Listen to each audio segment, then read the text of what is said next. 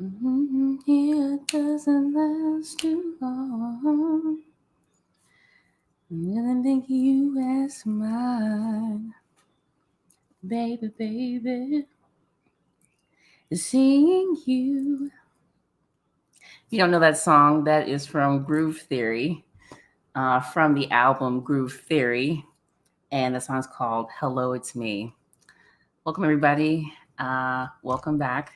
I apologize for last week. I wasn't feeling well, couldn't come on, but I'm glad to be back and doing another podcast.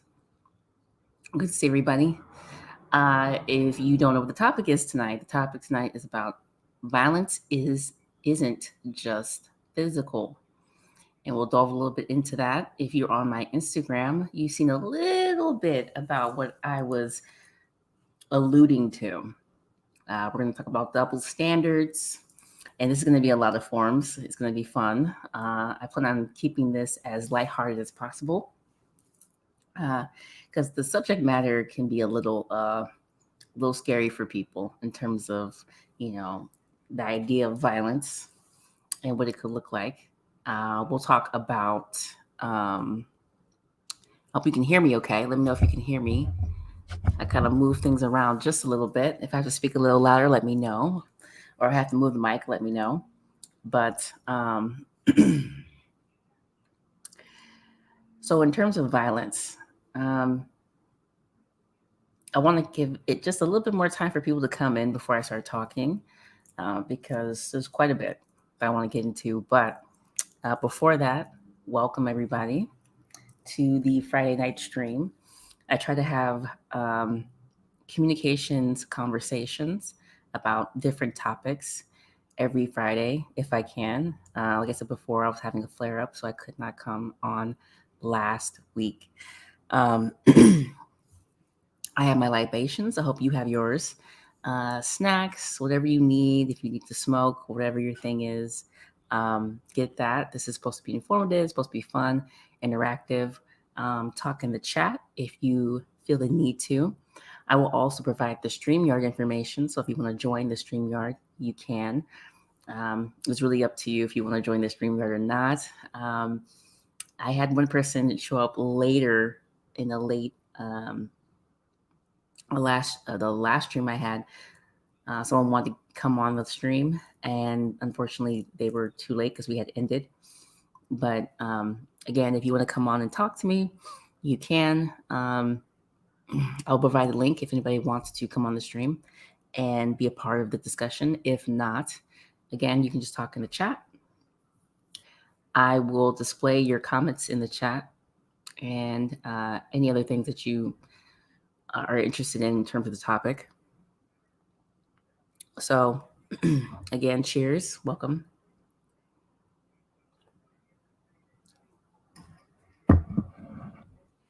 So let's get started. Hopefully you can hear me okay. I was kind of playing around with the mic a little bit. Let me see if the mic is still doing what it got to do. Okay, cool. It's working just fine. Let me know if you cannot hear me. So this stream won't be too long tonight. I have to wrap it up tonight. Probably might be an hour max, 2 hours tonight. What's up, gamer? Good to see you. Good to see you. Welcome back. Hopefully you can hear me okay. If you can't hear me, let me know if I have to speak louder. I apologize if I'm a little low. But anyway, just had papaya for dinner. Oh, I'm sure that was delicious. Yeah, I haven't eaten dinner tonight. I don't know if I will. I think I might just have a little bit some snacks tonight. Maybe later on, maybe I'll get something to eat. But right now, I just got my snacks, my smokes, and all that stuff. I'm gonna have a good discussion, and I hope you enjoy. So let's start. Violence isn't just physical. Now it seems like a duh thing. I know some people are like, "Oh, no shit, Kelly." Well, sometimes violence isn't always seen as violence, right?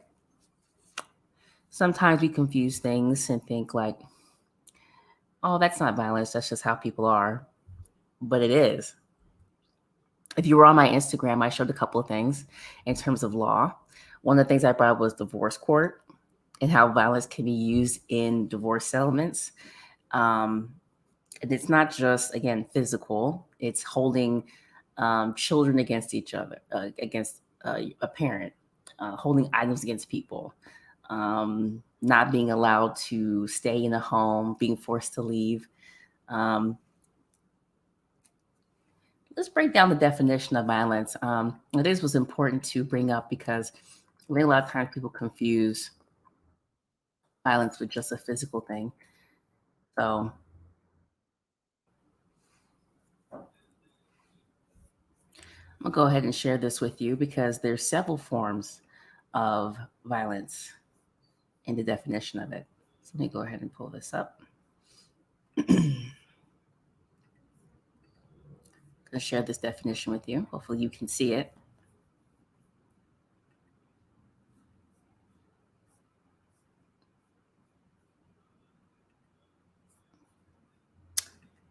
There's Gamer. Hello, Gamer. Welcome.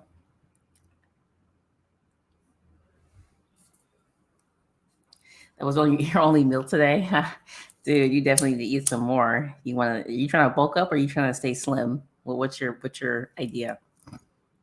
But so let's talk about the word violence. This was interesting. The first thing I want you to look at with this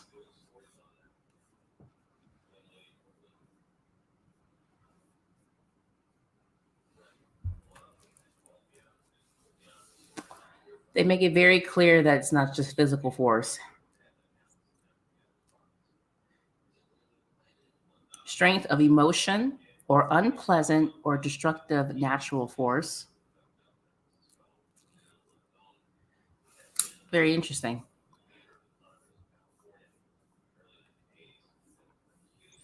Here's some definitions of violence. There are 9 types of violence. This is important to bring up. Now, this is through, if you're wondering, here we go. Show this to you. Hopefully, you can see all this. Let me know if you cannot see it. But this is important because these are some of the things we're going to talk about tonight.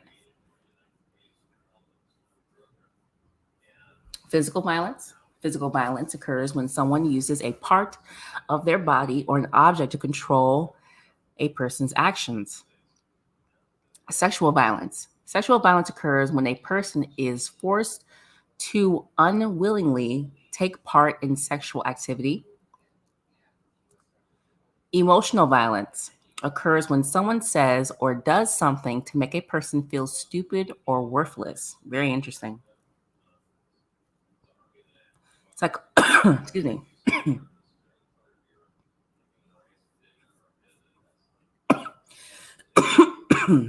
Excuse me.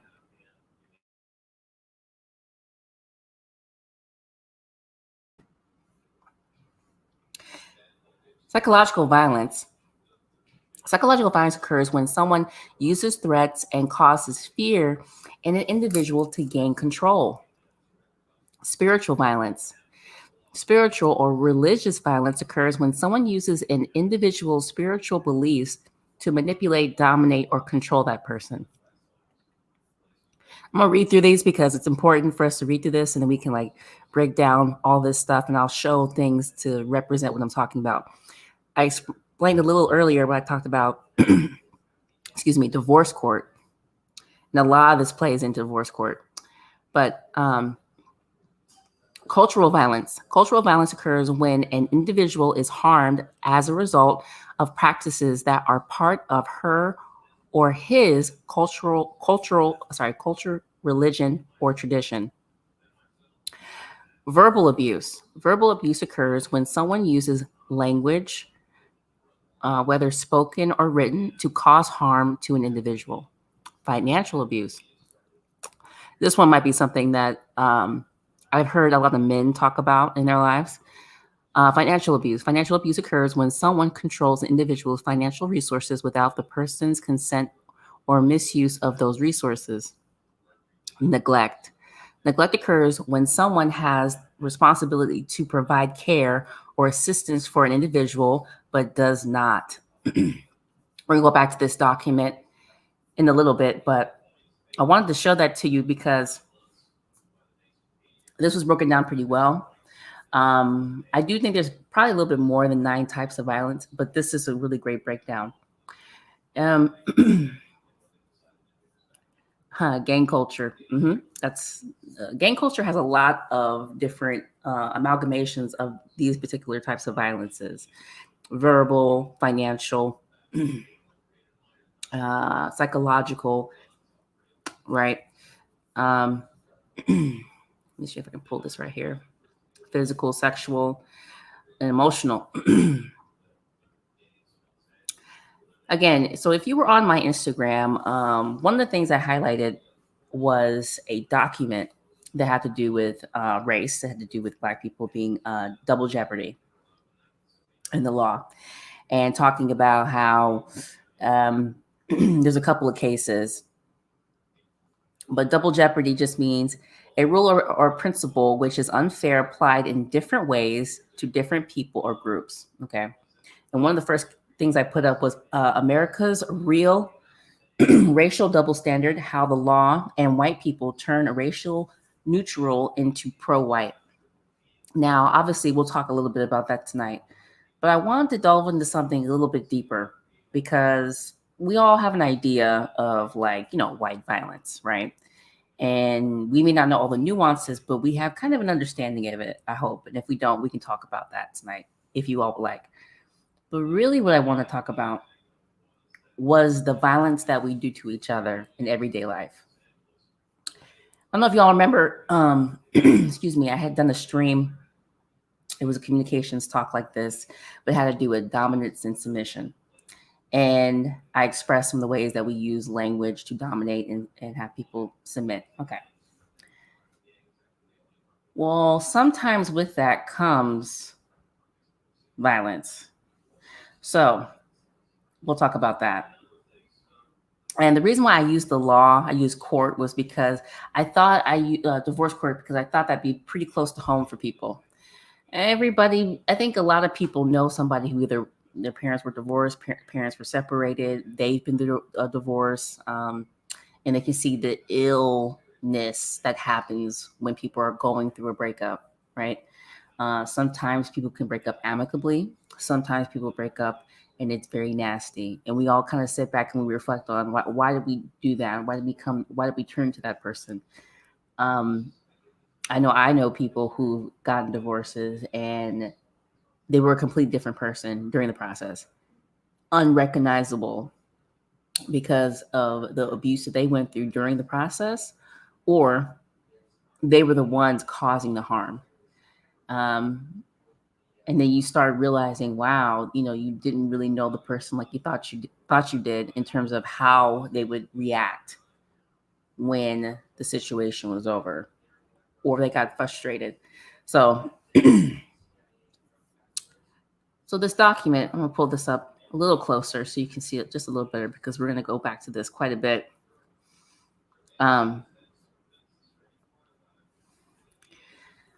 So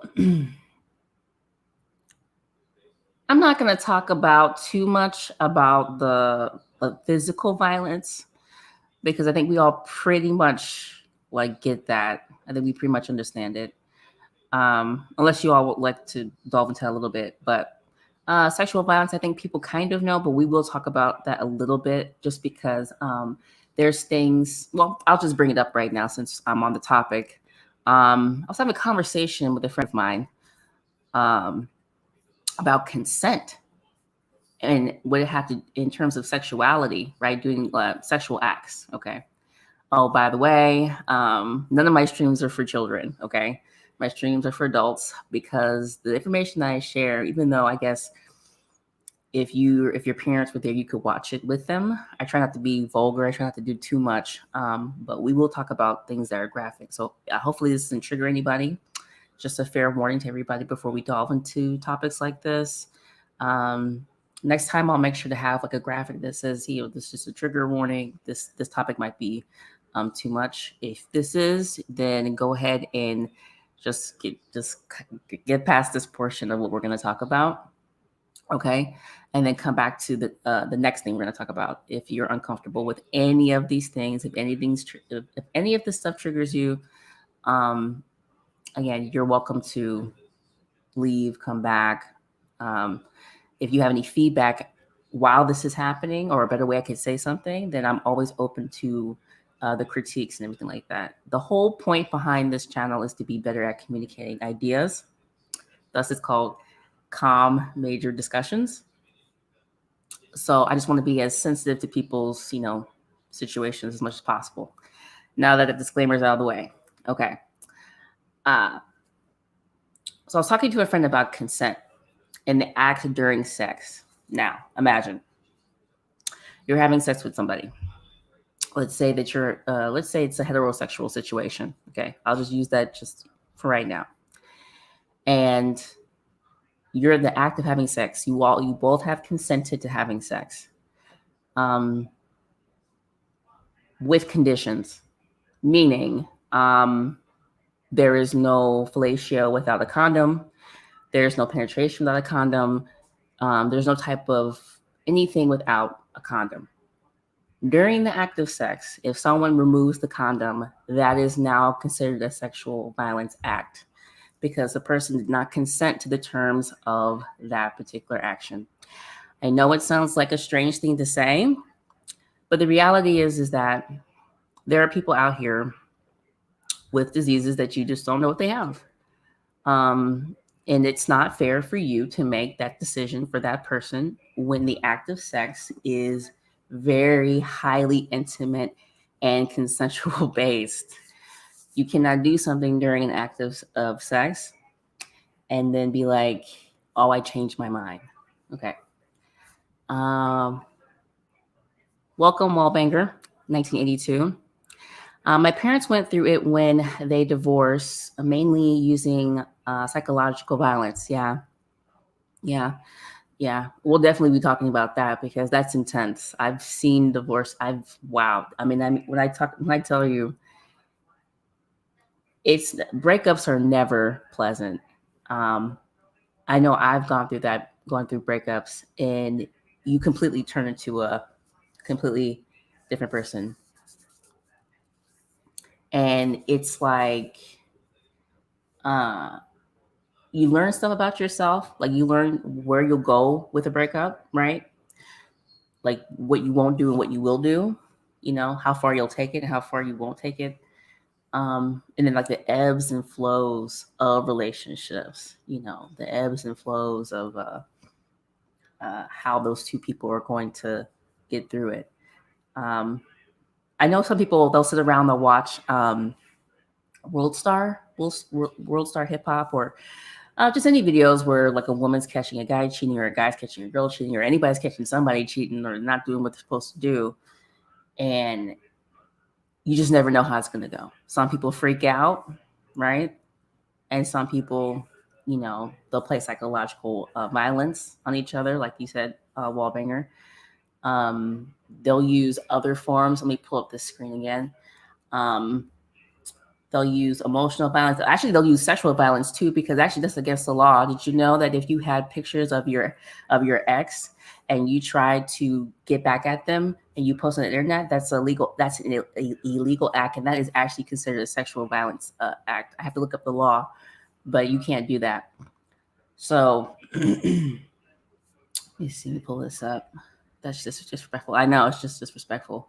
I know you were commenting earlier on the earlier statement I was making.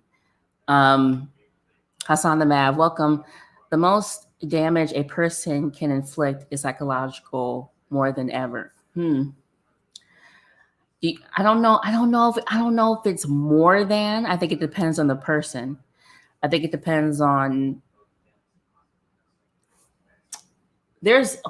Intimacy is what? Intimacy means that you know things about somebody that other people don't know. And if you use those things against somebody, then you know what you're trying to do. You know you're trying to hurt them. You know exactly what you're trying to do. And it's unfortunate. Like I said, I've done this. I've had to sit back and look like, God damn it, I said some horrible shit, or I did something, right? And have to reflect and be like, well, why did I respond that way? What was it that made me go to that particular thing?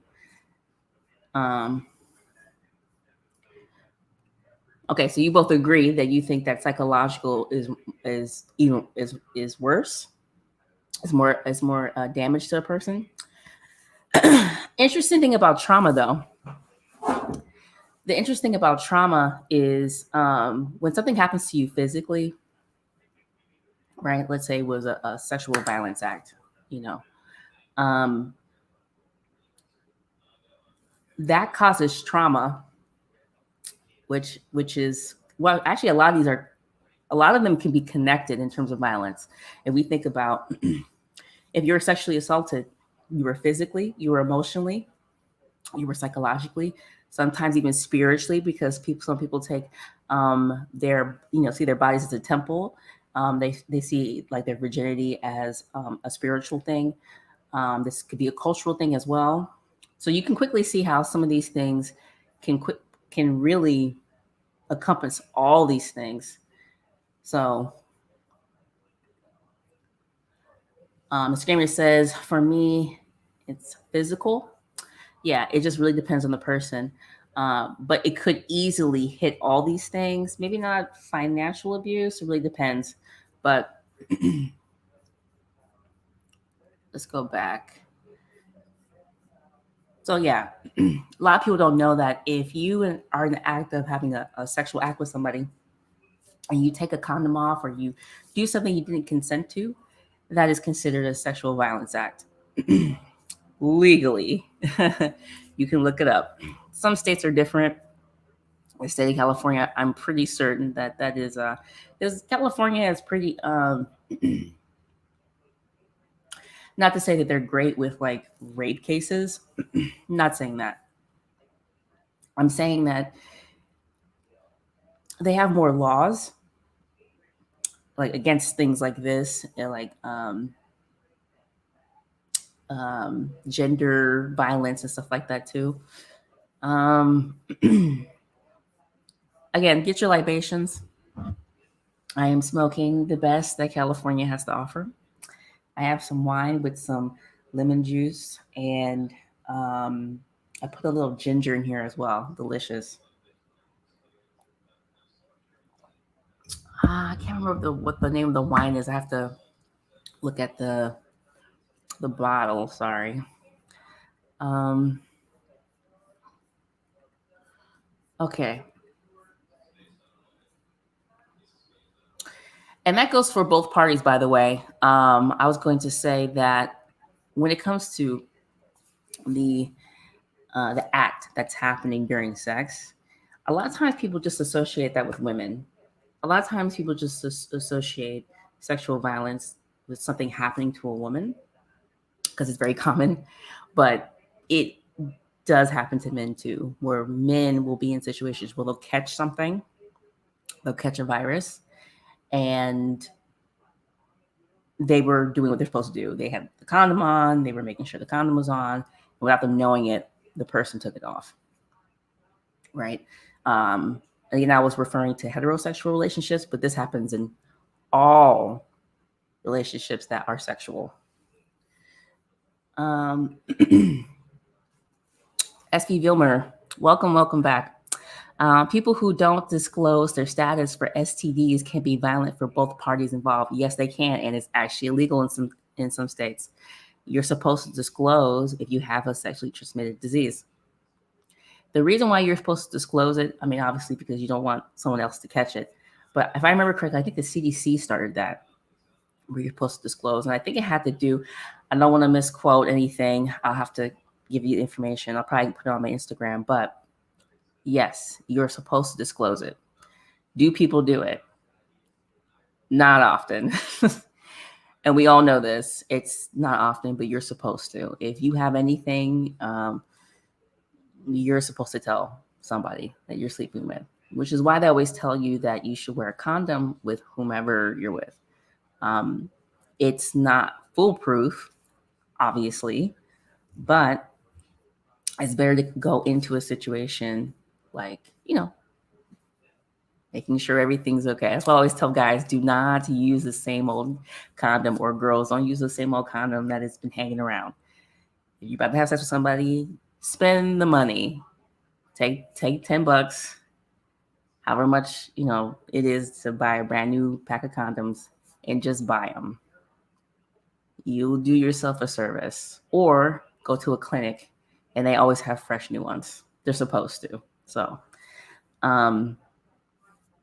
anyway, so emotional violence. Interesting enough, this happens to a lot of people, not just women. I've seen it happen to men. I've done this to men, unfortunately, mainly because I wasn't strong enough to fight. So I would use emotion, right?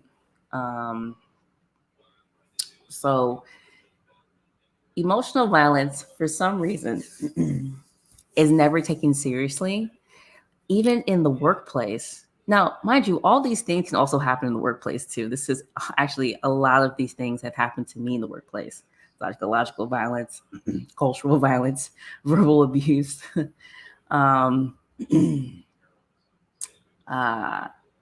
interesting enough, sexual violence as well, physical violence and emotional violence have happened in the workplace to me as well.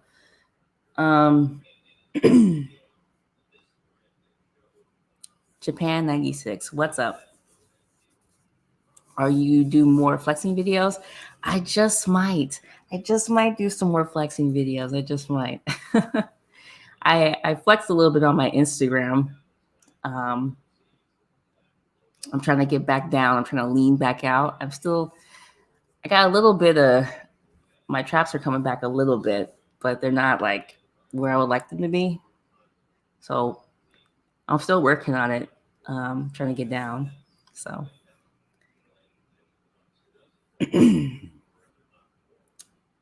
So let's go back to, okay.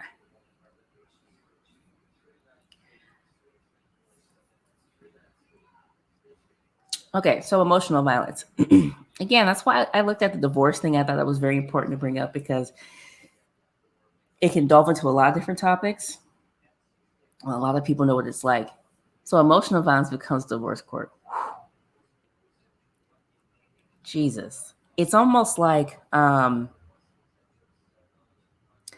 you better hope those people don't have kids. And it doesn't matter if they're older either. I know a lot of people say oh, if the kids are older, right, they can handle it better. But the reality is if you were close with your parents and you loved your parents, at any age, it would hit you, right? Yeah, you have more tools. Yeah, you know more stuff. Yeah, you're older. But to see your parents separate at any age is disturbing. But obviously, especially at a young developing age, right? Emotional violence doesn't just hurt the person that you're either you're inflicting, or they're inflicting on you, or someone else is inflicting on somebody else, because that person takes it with them to another situation, possibly, which actually often happens, or they take it to their immediate family or their friends, and then they're affected by it. Emotional violence lingers, which is why some people say that physical violence is worse, even though emotional violence can linger on, because again, it's connected to a lot of things too. It depends on the person, because we have to remember, we have to look at people individually. If you're highly spiritual, this is going to affect you deeply. It's going to, because if you're the kind of person who's a religious person, let's say you're Catholic based, let's say you believe in working it out and trying to get through a situation with somebody. Okay, cool. This can hurt you spiritually. This emotional violence can hurt you spiritually as well. So it really depends on the person that we're talking about.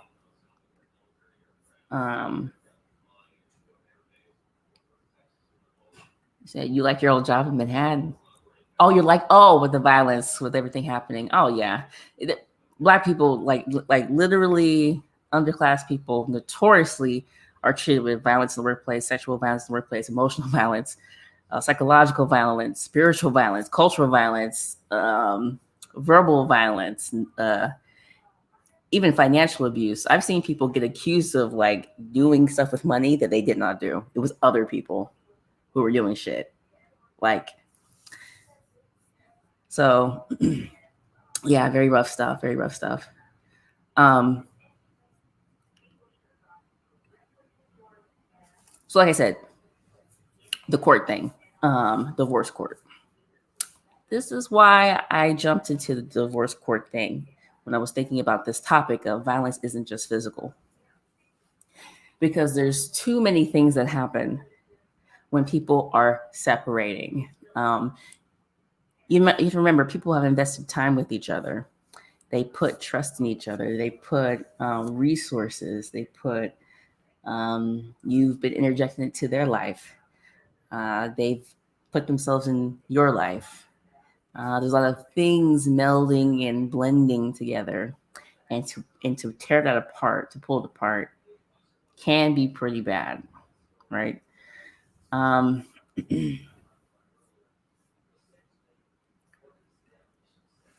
What's your Instagram? My Instagram is my name. It's Ms.KellyDozier. So same as this channel. Walwinger, 1982. Nope, I was 19 when my parents divorced, and that was rough on me and my sister. That took years before we had a relationship with our dad again. I believe it. Right, that's what I said. It really depends. Some people, when they get older, like if they see their parents separate, they're like, "Oh my goodness, I can't." Like, they don't. It's hard. It's hard for them to get through it, to recover. So, absolutely. Let me go ahead and make the screen just a little bigger. Okay, cool. All right, so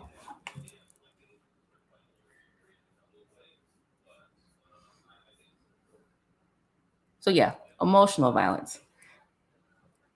And we keep going with this court analogy, divorce court analogy, separation of people dealing with each other.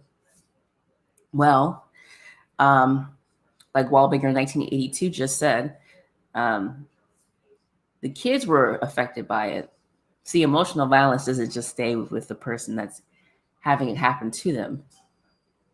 It actually can also affect you psychologically with the person who's doing it, because, like I said before, I know with me, I have definitely been that person where I was like, you know what, I'm gonna just be emotionally like awful to you because of this thing that you did to me, and I hated myself for doing that because I didn't want to get to that point, you know. So it can affect the person who's inflicting the emotional violence. It definitely harms the person who's getting the emotional violence, and anybody else who's around those people.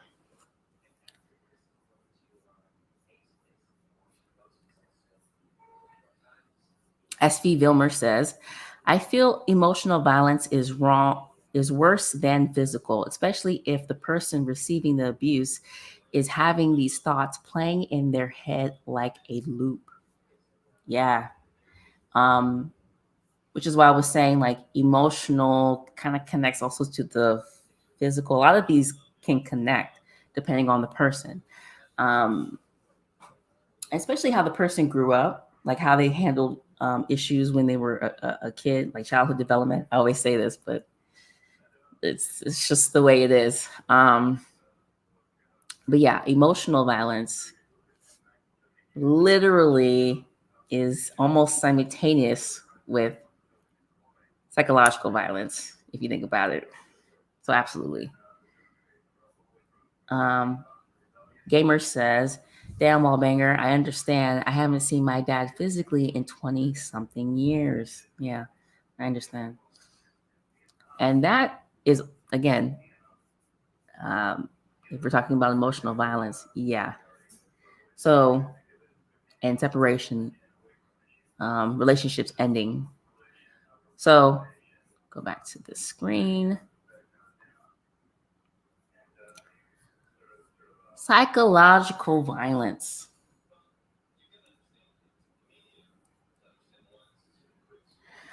I remember there was this guy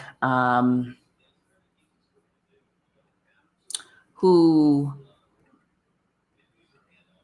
I'm trying to think of the guy's name. I don't know if he was a bodybuilder, but he talked about how he loved to look intimidating, like the psychological thing of like being intimidating to somebody.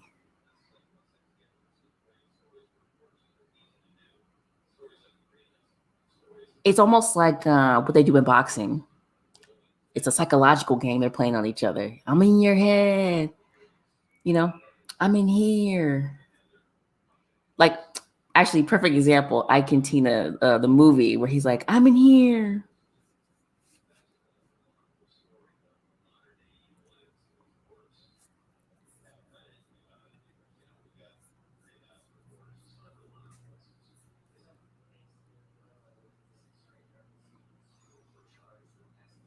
I know plenty of people who've gone through this. The physical violence, the threats, it's not just threats though. I think this is a little incomplete. This just gives us a little summary of psychological violence, but not just threats, not just threatening. People can look threatening without actually saying anything. Again, this is why this was important for me to bring up. I'm a comm major. So, when you look at a threat, we're looking at it from a lot of different standpoints, right? So, the fact that someone's bigger, someone's taller, they can use that to their advantage to give you the psychological, oh shoot, this person might just, jack me up if I try them. Gamer says, I look intimidating because I'm Black. And that's how I feel sometimes. Well, it's interesting. I know some people use that idea of Black people being intimidating or looking intimidating through the white gaze. Some people say that they use that so that they can not be bothered by people. They'll be left alone. Unfortunately, there's flaws in that logic. If somebody wants to mess with you, they're gonna just do it. It doesn't matter how intimidating you think you look. If somebody just wants to fuck with you, someone's gonna just do it. That's kind of how I view it. Like, people are gonna do what they want to do. So, but it's not just threats. Again, this definition's a little incomplete because we have to think too. Okay, think about like this. During your day, right? Let's say you're going about your day or whatever, right? And you're working, you're doing your thing, cool. You're doing your job, whatever your job is. And every time you come in, your supervisor's right there. Supervisor doesn't say anything, but you know why they're there. That plays psychological games on you. You're like, oh shit, am I not doing something right? It's almost like the people who take tests, they get anxiety over the test. They're like, you know what? I can't take the test. Like the time is it's ticking down, and I'm just, oh shoot, what do I do? What do I do? And then they do a bad job on the test, even though they know the work, they know everything, but they have anxiety, the pressure, right? That psychological thing of, oh no, I gotta make sure I get this done in this amount of time and I do well.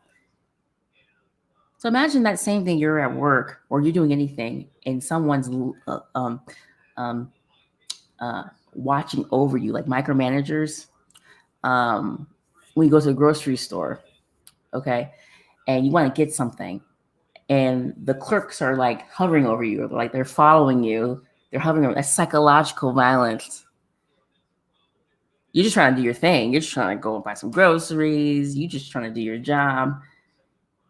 And then you feel like this nagging thing right there because there's somebody who's just, they're not saying anything, didn't do anything, but because of what they represent, right? That causes a psychological violence, which does gain control on you because your actions change. Do you want me to put your Instagram name up there? Oh, that's your, okay, thank you. I was going to say, I don't know if I know that one. Hassan the Mav, have you ever dealt with violence that was non-physical in your life or relationship-wise? Yes. I've dealt with all these. I've dealt with all of these. I even admitted that some of these I've even done. Some people can't admit that they've done some of these to people, right? Like I said, I've definitely done the emotional violence thing. Definitely done the verbal abuse thing. You know, I've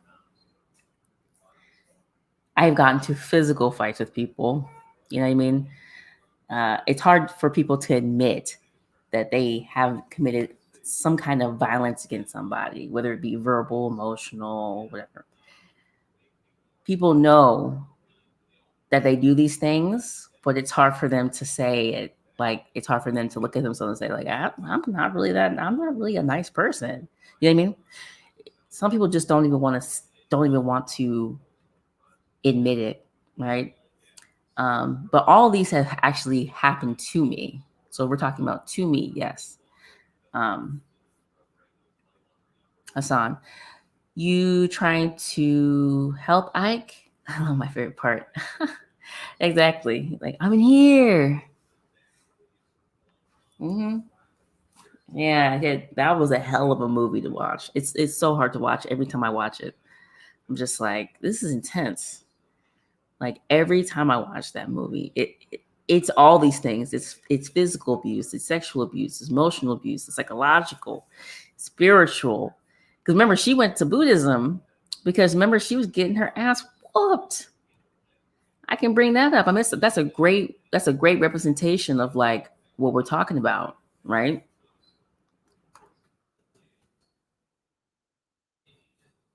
Actually, Angela Bassett did such a brilliant job. He was violent with her inside the let me see. He was violent with her inside the she was eating cake. No. He wanted her to eat some cake. And then he was like, "Oh, so you don't want to eat no cake?" And he shoved the cake in her face. Awful. So I'll play a little bit. Of course, that's number one. What y'all?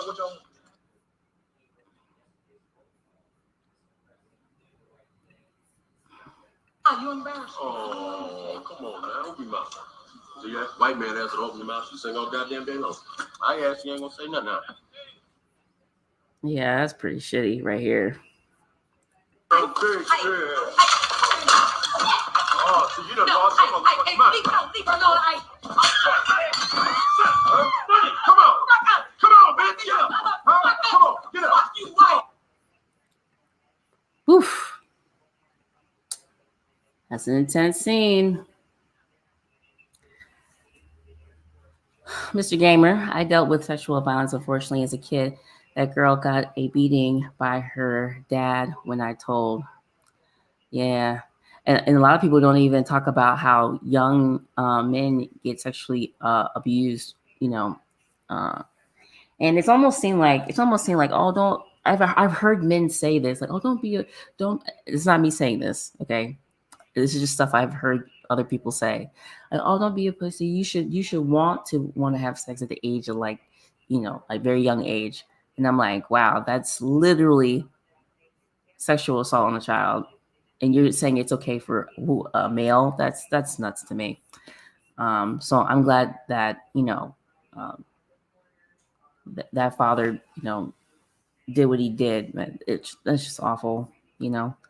Um, SV Filmer, Jonestown, and more. Exactly. So, but I mean, this is a good movie because like there's all the violence that we're talking about, right? All the violence that we're talking about I'm gonna close this one out. Let me share that screen again. Hold on. All these different forms of violence we're talking about, that movie depicts so well. It expresses all these things. Her mother actually was financially abusive to her because she wanted her to stay in that situation with Ike. I don't know if y'all remember that in the movie where she called her mom, was trying to get away from him, and the mother told her the mother told Ike where she was. So that's a financial abuse because she wanted the money to keep coming in. And she controlled the money, and so did Ike. So Ike actually also had financial, actually all these things, but financial too, because remember when she took him to court, she said, I don't want anything from him, right? Again, divorce. Again, it's a perfect, this is why I picked divorce. This is why I talked about justice, law. It depicts a lot about all forms of violence, right? That movie is just a really good way to show the levels that it could go, especially with the sons and how some of the sons sided with the father, and then one of the sons came back when he was like beaten up by the father. Yeah, so it's a good movie in terms of depicting what we're talking about tonight. So, okay, let me go back here. Okay, so spiritual violence. Now, when I was younger, and even still, like I'll be very transparent, I didn't understand why people got so hung up on certain things, like certain religious things, certain spiritual ideas. As I got older and started researching it more, I started to understand like people are trying to find meaning, right, in life.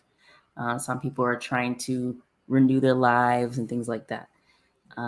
Some people are born into religious situations, and at times they're cool with it. Other times they're not. And so this whole spiritual and religious violence, this reminds me of, I hate to say this, but it reminds me of cults. It reminds me of like, oh my gosh, I'm trying to think of like that one where the guy had people drink like the cyanide juice. John Jones. That's what this like spiritual religious violence to manipulate and dominate, control people. I feel like I'm sorry, I'm gonna say it. That whole Derek Jackson situation.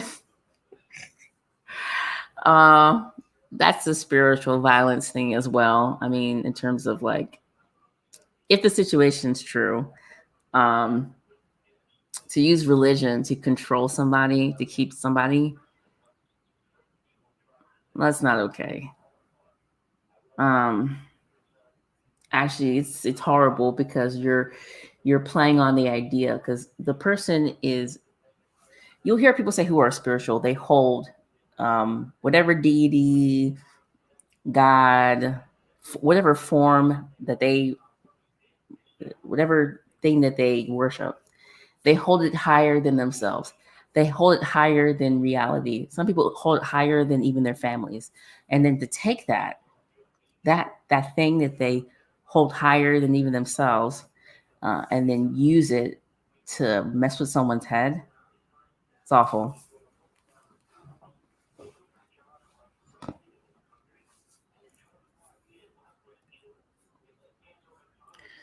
Wallbanger 1982, yes. Cults. Jim Jones, yeah. So cults. But there's other people who have done this, like individuals who have used spirituality to manipulate people. I'm gonna go ahead and call it televangelist. They used it to control people to get their money. I'm gonna go ahead and call it. I don't care. I don't listen. Y'all don't like it. I don't know what to tell you. Televangelist. And other people too. So just saying. But those are good examples.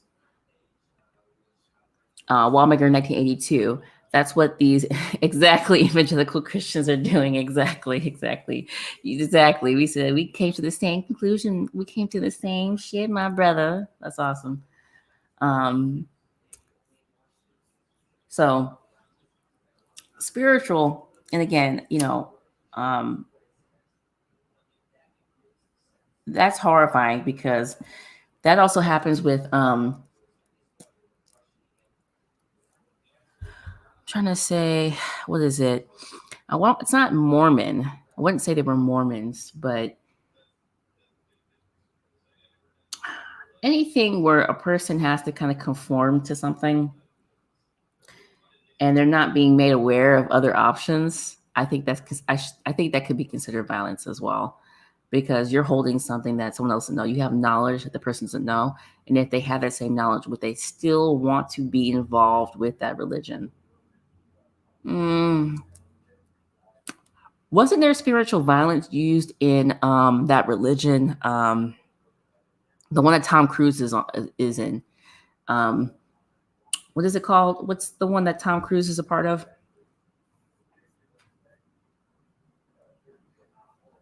Yeah, I don't know if it's that one or not.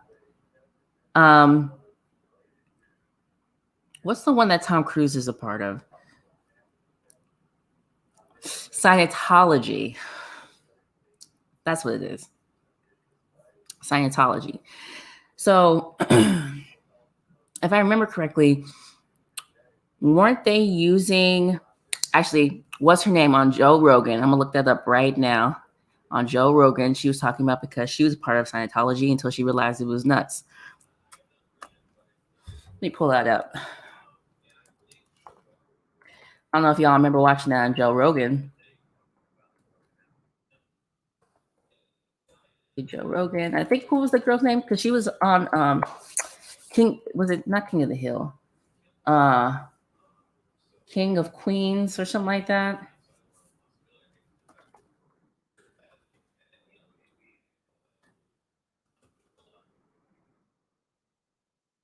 I think that's the name of the show. Oh, yep. She talks about being the Mormon, not Mormon, but Scientology, and she talks about how they would use that against. They used her mother against her. They used certain things against her, and I think it's better if you hear it from her, because that was. She even talked about how she got, like, I guess, excommunicado. Hello, freak. Like, she got excommunicado out of there or something like that. Let me try to pull that up.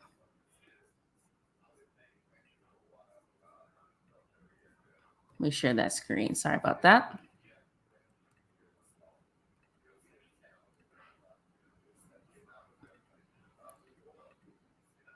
Okay. Now, I'm not going to play too much because this guy is so famous that he might give me a copyright strike. Not that I make any money. I don't. I just want to share information. This is informative. This is all educational. Yes, Wallbanger, that is her right there. Boom. Thank you. Yep.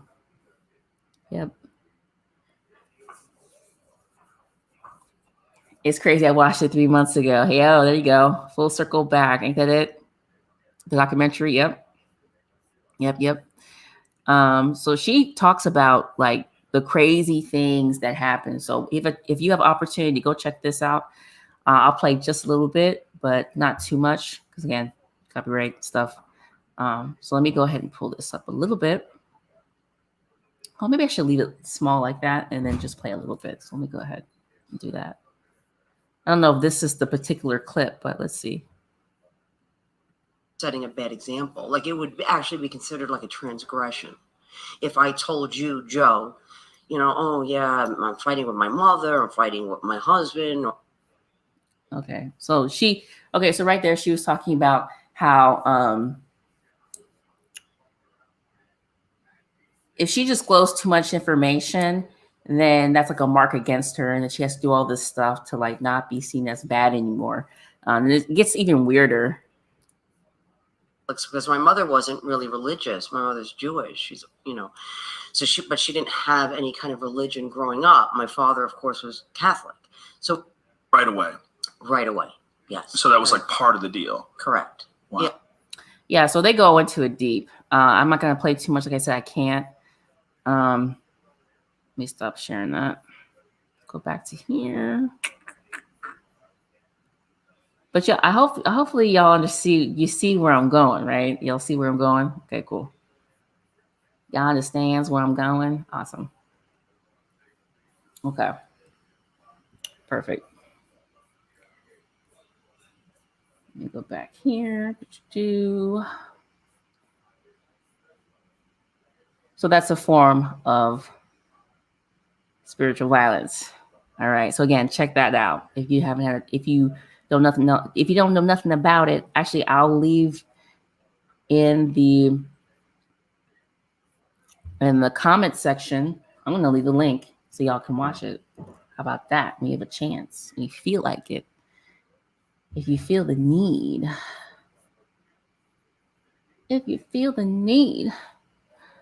All right. SV Filmer says there's a documentary called The Keepers about this priest running a sex ring. Yes. I'm trying to think. Spiritual violence. Same thing that was happening with the Catholic Church when, those priests were, molesting those kids. There's also a great movie about that. If you want to like corresponding, stuff. There's a great movie called, it was the Boston Post. Really great actors in that film. I'll pull that up for you too.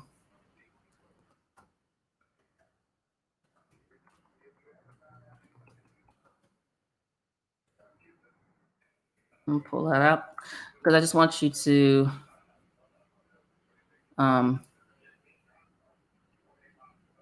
was the Boston Global? It was the Boston. It was a movie, but they really did do a whole thing on the Catholic Church. Oh my gosh. I'm trying to get the actor. I'm gonna get it.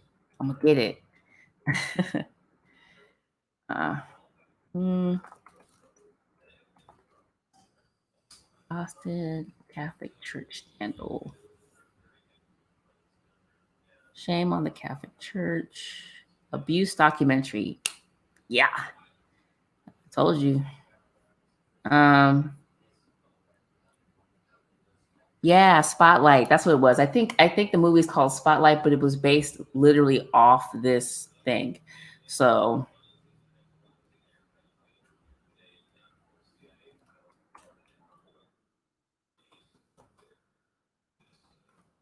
I'm gonna show you the movie because I want you to have an opportunity to watch it. You should. Spotlight. That's the name of the movie. I'm gonna share it with y'all. Hold on. Very good film. I watched this a couple of times. I was fascinated by it. Let me see. I'm trying to pull up a clip so I can show you a little bit. Oh yeah, here we go. Okay. That's one scene. Let me go back and read your. Oh. SV Filmer says they killed one of the nuns because she was going to expose them. Ain't that crazy? Color Purple was all types of abuse. Yes, it was. It was a dynamic film. Wow, they went into a lot. Neglect too. Actually, Neglect was all up and through that movie as well. Color Purple is a good film to watch if you're trying to. We're talking about, violence isn't just physical.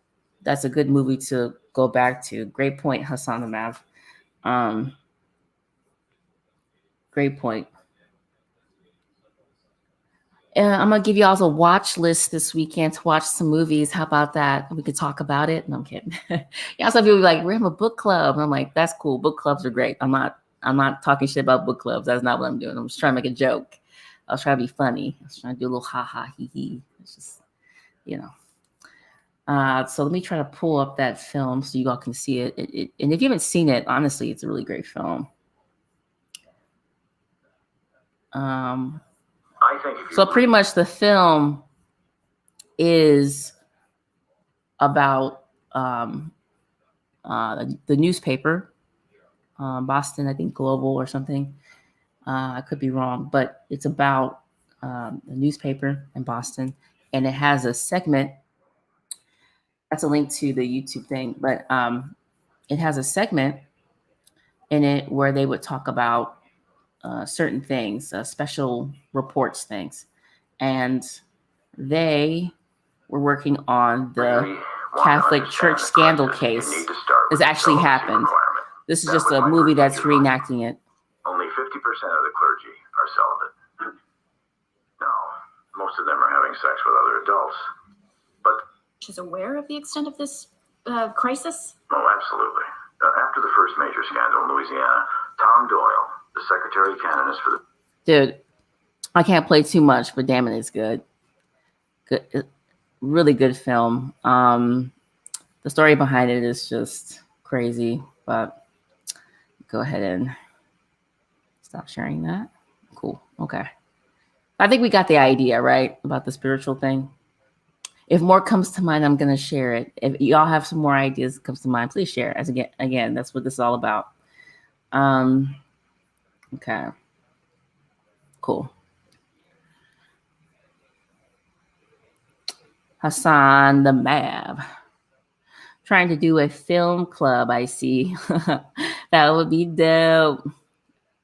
Conjuring, exactly. Color Purple, exactly. I'm saying we could do that if you want to do that. I'm cool with that. I'm cool with bringing up stuff like that. But that's how my mind works. That's how I go through stuff like this. When I'm coming up with topics, right? I'll just be like, you know what? There's so many things that connect to this. Let's bring it up. So whatever you put out there, it all is connecting because these things are happening. And you see the Color Purple. Great representation of all these things that we're talking about here. All these things of violence we're talking about, right? All of these things. Same thing with the movie I was talking about, with the movie Spotlight, talking about the Catholic thing. All of these things. Violence isn't just physical. So, okay, let's go ahead and go to the next one. We're going to pull up cultural. Oh, come on now. Now, I can tell you so many damn movies that the cultural violence happens to. I'm going to tell you who does it the most, who perpetrates this the most. Disney. Disney stayed doing cultural violence, taking people's folklore and fucking it up. I'm just saying.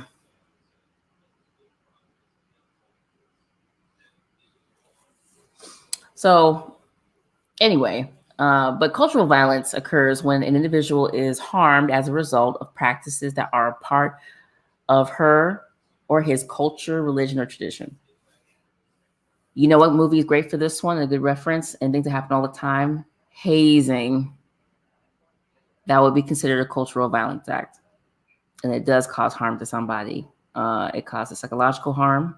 It causes physical harm. People have died from it. There's a great movie about this. Gosh, I remember I saw this like a long time ago, but it had to do with hazing. And one of the people died. And it was based off a real story. I had to find that film. But so things like that.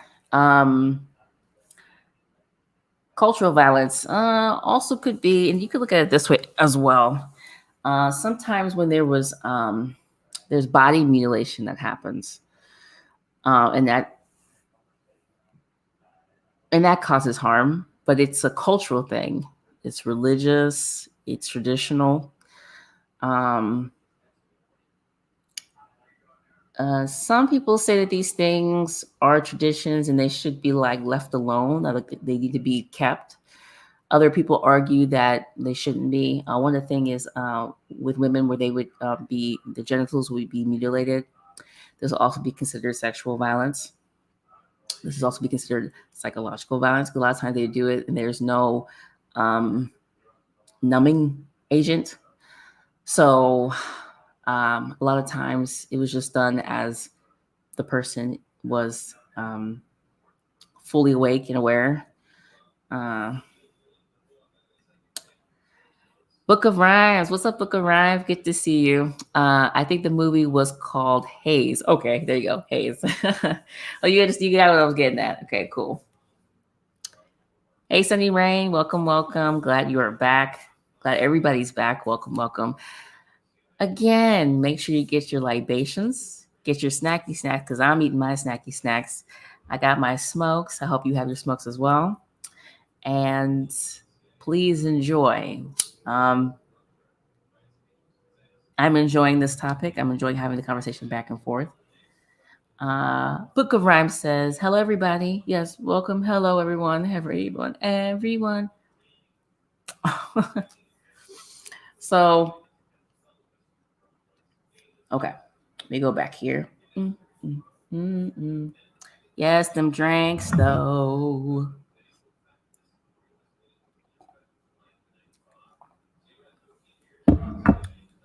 Another form of cultural violence. Oh, another great one. In terms of that I Can Your Turn movie we were talking about, just off top. That had a lot of cultural violence and traditions in it, where him playing the role as like, I'm the man kind of thing. Because people forget he wasn't just violent because he was high. He was violent because he was violent. And I think his daddy was violent. But they get in the interview, the real life Ike brought up the fact that his father was very violent. Right? So it became a culture for him. It became a normity in his family.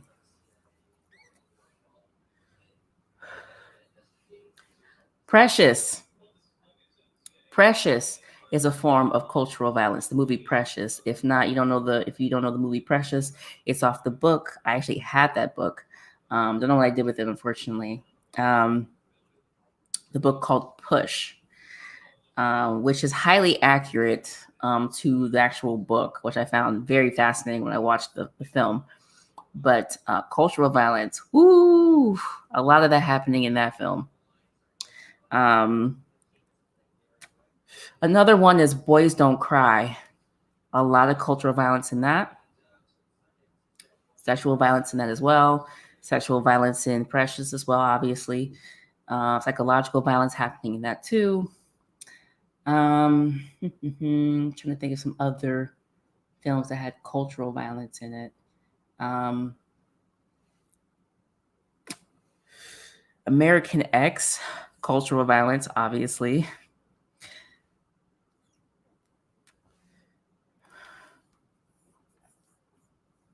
But let's relate this back to, besides the movies,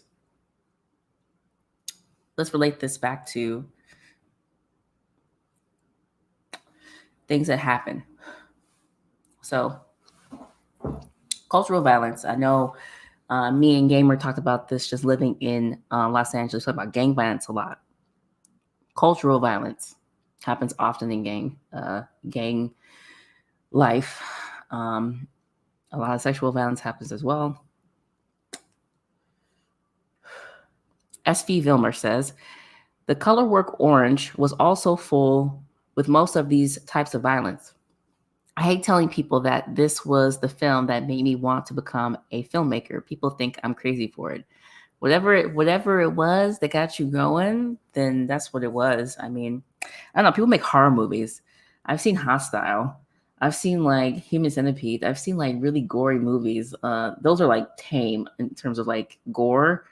And I've seen some horrible things. And people make movies like that all the time. And I'm like, if I don't think anything's wrong with those people, right? They're just like expressing like artistically, then I don't know what to tell you. I mean, people make horrible movies about horrible things that have happened.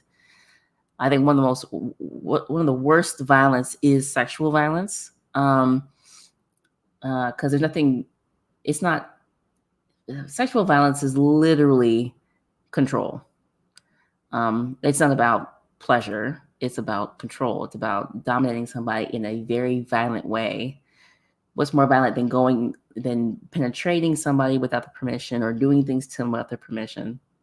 So sexual violence causes pretty much is all these violence wrapped up into one.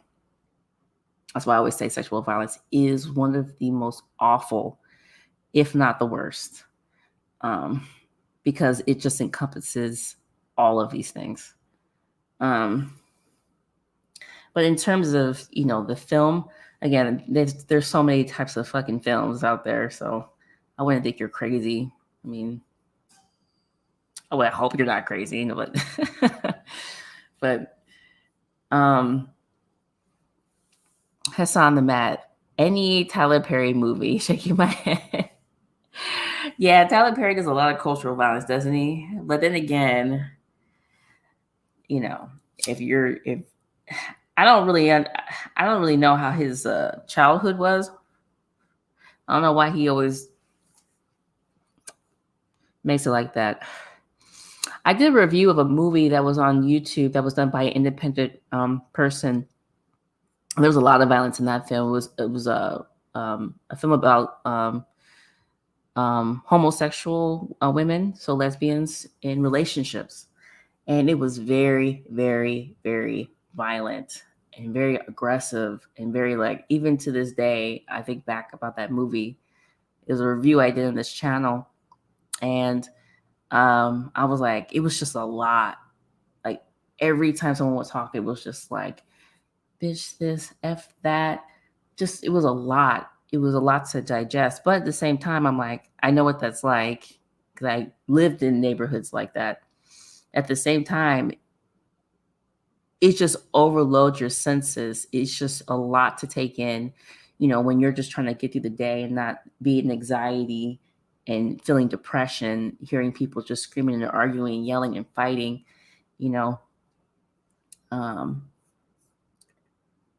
Meet the Johnsons. Yeah, that's one of the things I reviewed. It was I actually praised that film because the way they turned it on its head in terms of, again, they're like cultural violence. That's a great film to watch. It encompasses all of this, all of this.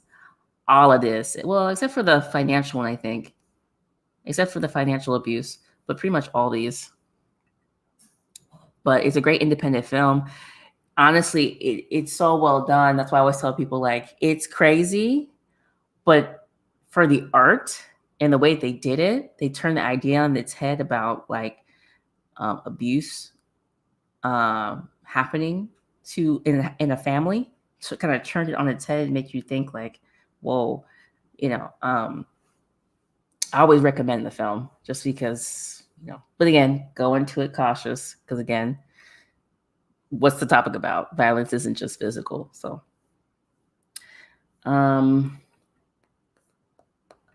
okay, cool. So let me pull this back up. My apologies. Cultural. I mean, there's so many things that we even allow.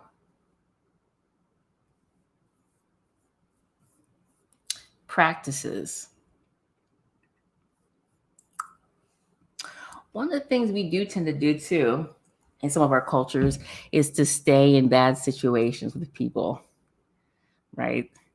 Some people don't get divorces. Some people stay in bad situations, and it's because it's a practice that's a part of a culture, and you're like forced to be there. Again, force is a violent act. You know that, right? Like, forcing somebody to do something can be considered a violent act. Telling somebody they have to stay in a relationship that they don't want, like arranged marriages of people who have to stay in them because like they're told to, they have to. That could be considered cultural violence, especially if you don't want to have sex with the person. You don't want any type of interaction with that person. That could be considered cultural violence. But it's based on tradition, religion, again.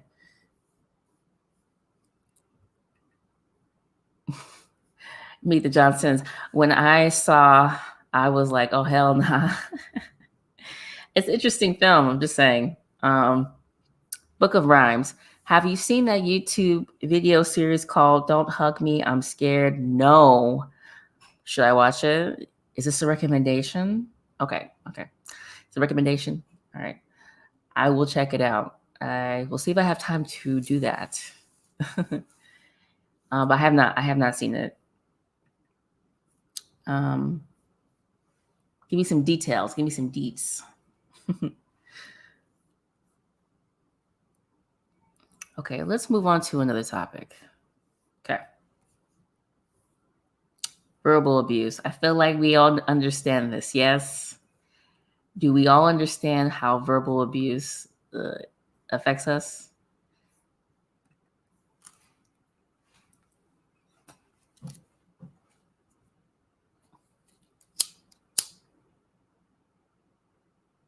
Words give things life, right?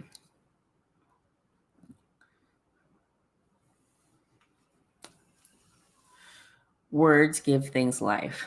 So there's been plenty of studies done. Like if you tell a kid, right? You said to a kid or anybody, you told someone enough that they weren't good enough. If you did something enough, right? You said enough. You wrote enough. You'll cause harm to somebody. That's why last time we were on the stream, I think it was SV Filmer, disclosed some information about how she was mistreated when she was younger, when someone told her that she should just do this job instead of this job. It was a very negative thing to say to a young kid. That was verbal abuse. That's why I said that woman wasn't shit. And I meant that shit. You don't tell a kid that they can't do anything. How dare you? How do you know? I think you can be honest with a kid, but to tell a kid that they're reduced to something that you find to be negative, because that's what she was doing, that's verbal abuse.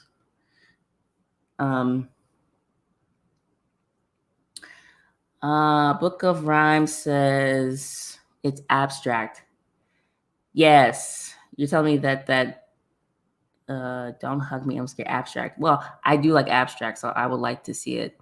I've played French video games, and those things is abstract as hell. And I'd be like, I don't even know what I just played. I played a game where there was like fingers walking, and then like the little plugs came out, and the plugs fell down. You picked the plug up, and you plugged it back in, and then the people were walking. The lights were clicking off. It was a bunch of weird stuff, and so I like abstract. Is my point. Exactly. Big facts, SV Filmer. Exactly. So it was verbal abuse. And we all do it. I just did it. I just abused this lady. I said she wasn't shit. Her life wasn't shit. Go kill yourself. I literally just said this woman wasn't shit. That's verbal abuse. We all do this things. We all say these things. We do these things. I mean, not all. I can't speak for everybody. I'm overreaching. I'm not that smart. What I'm saying is that maybe in some way we do these things. Whether it's provoked or not isn't really the point I'm making. It's more about do we or do we not? We probably have. Okay. The guidance person, right? Yes, that's what we're talking about. Yes. Hassan the Mav, words can cut deep. Watch Boys in the Hood, how the mother spoke to her oldest son, Doughboy. That was hell to view. Let's watch it now. Wallbaker 1982, true. Let's watch it now. Let me pull it up. Since we're on it. Boys in the Hood. Okay, sorry. I can't sing.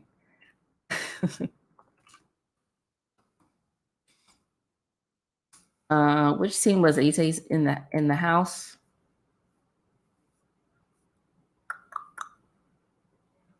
I hope they have it on here. They may or may not. Let me see. The mother spoke to her oldest son.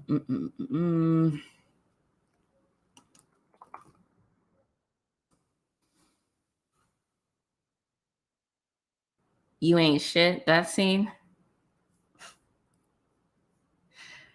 Is that the one you talking about? All right, hold on.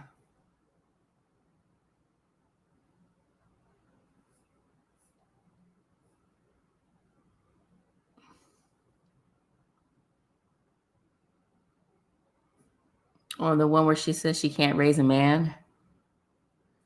Hold on. I'm sorry. It's been a minute since I've seen this film. You ain't shit. You just like your daddy. You ain't shit. You just like your daddy. And you ain't never gonna amount to shit. Hold up. But we do it all the time. And the reason why we talk this way is because what we're trying to do. Ultimately, we're trying to control the situation. Let's think about that for a second, right? We're trying to control the situation.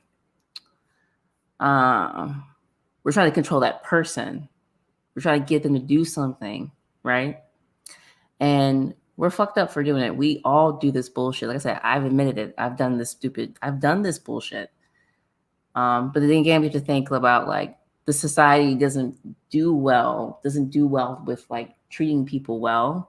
So it kind of makes sense how we also do these same things, right? We do these same abusive things because these things in society are bolstered. But let me go ahead and pull this up. Even though we are responsible for ourselves for changing and doing and being better. So I'm not going to say like, oh, it's somebody else. No, we also have to take accountability. We also need to like be better. But anyway, so Mouth your shit. All you ever do around here is eat, sleep, and shit. Look at this place. Way y'all act, y'all must think I'm the maid. Is that it? I gotta go. Hell no, it ain't it. It ain't it till I say it's it, damn it. It ain't it until I say it's it, damn it.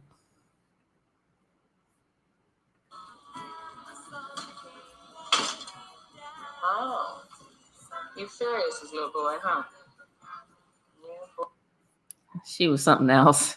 This movie was this movie put all the violence things we're talking about and abuse and neglect, put in this movie. Brilliant movie.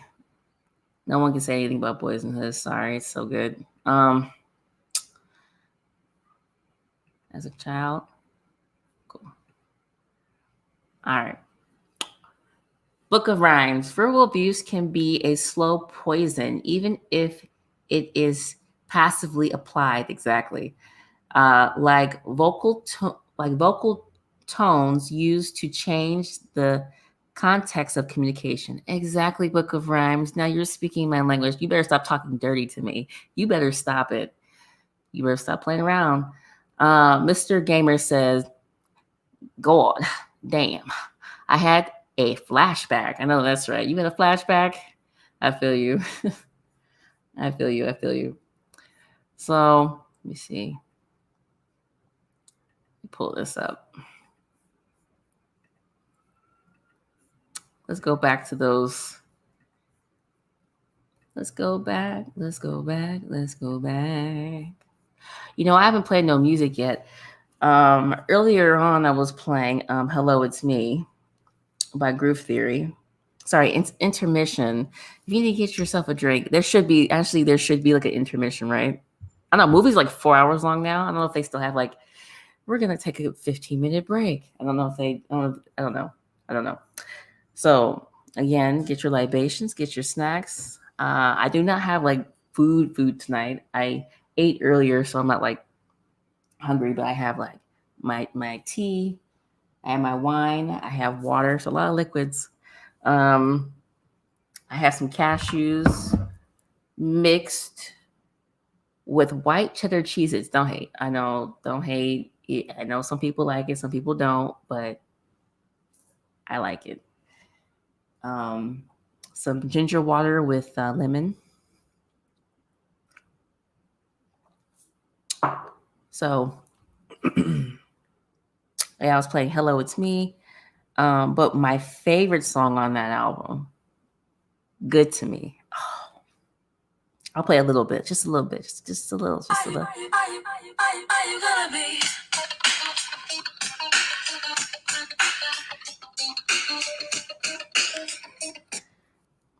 You don't know nothing about that song, I don't tell you. Sorry, can't help you. Okay, so financial abuse.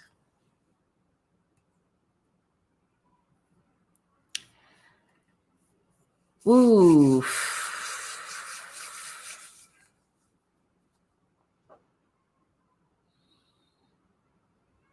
This is an intense one. I don't think people really realize. I've had family members do this to me.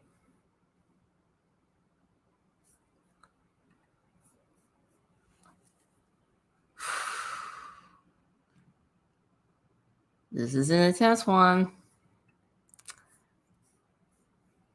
Mr. Gamer says, drank Smirnoff and vodka and blue raspberry mix. Nice. Nice, nice, nice. Sounds good. I have not had vodka in a while. I think I'm a little scared of it. Can't do it. Trying to lay off the drinks. A book of rhymes. Sounds good. Gamer. Hassan the Mav. Liana Lahavis. Paper Thin. Blast that one day. Oh, I love Paper Thin. I actually just love that whole album. Actually, all her albums have been great. But, you know, Prince was like, oh, shit. Prince was like, that's my booskies. You know, he was like, you know when Prince picks people, they're always going to do well. Well, she was one of them. And she's incredible. Anything that she does, I'm like trying to see like, well, what you got going on? That the self-titled album that she came out with recently, so good. But Sour Flower is my favorite song. Okay, that one right there is like up there. But I'll definitely play Paper Thin. Just for you, Hassan, I'll play Paper Thin.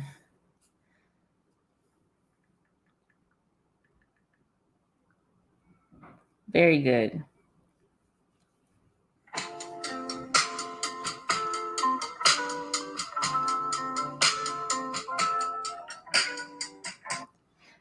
And Paper Thin. Okay, sorry.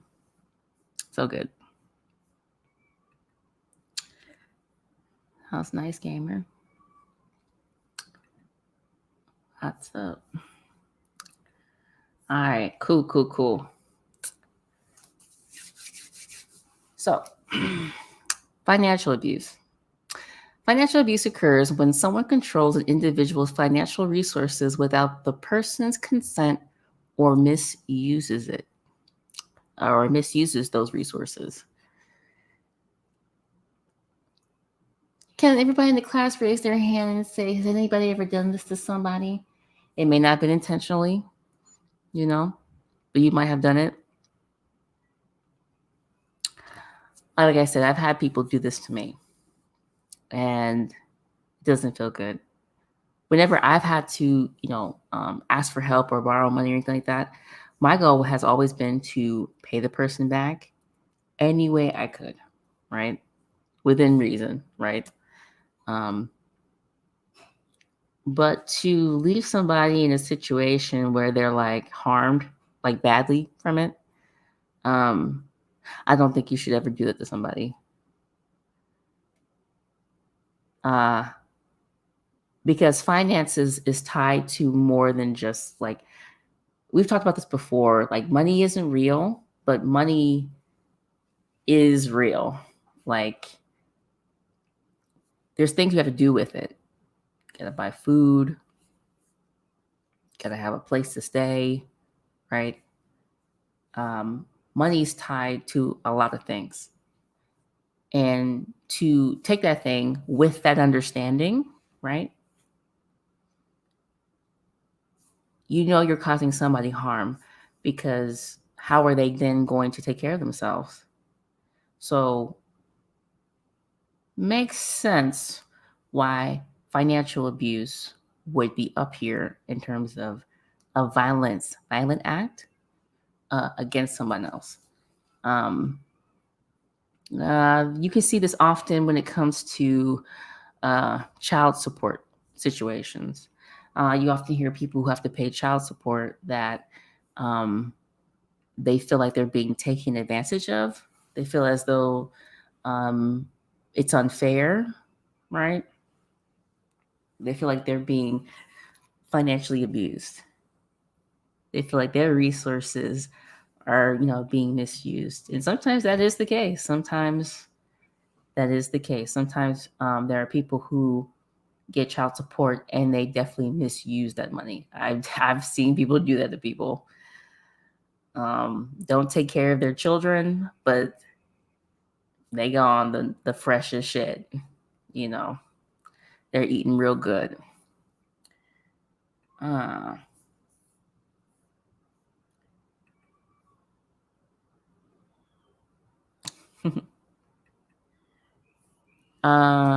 Financial abuse, super rough. Yes, super rough.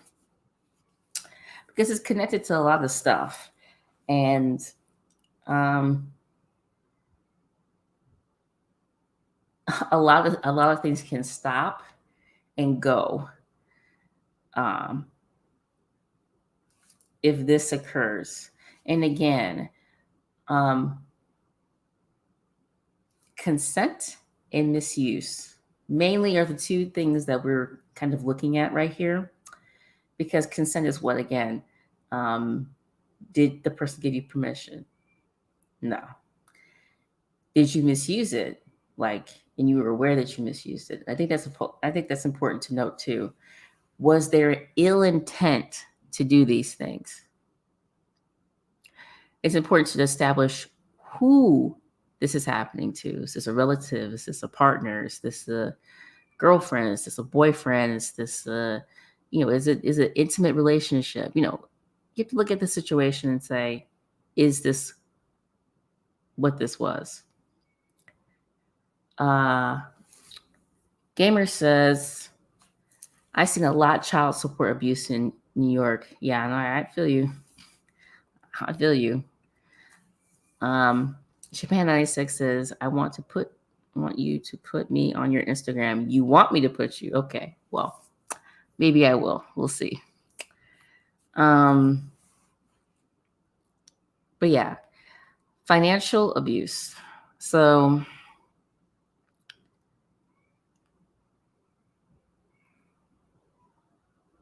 the interesting thing about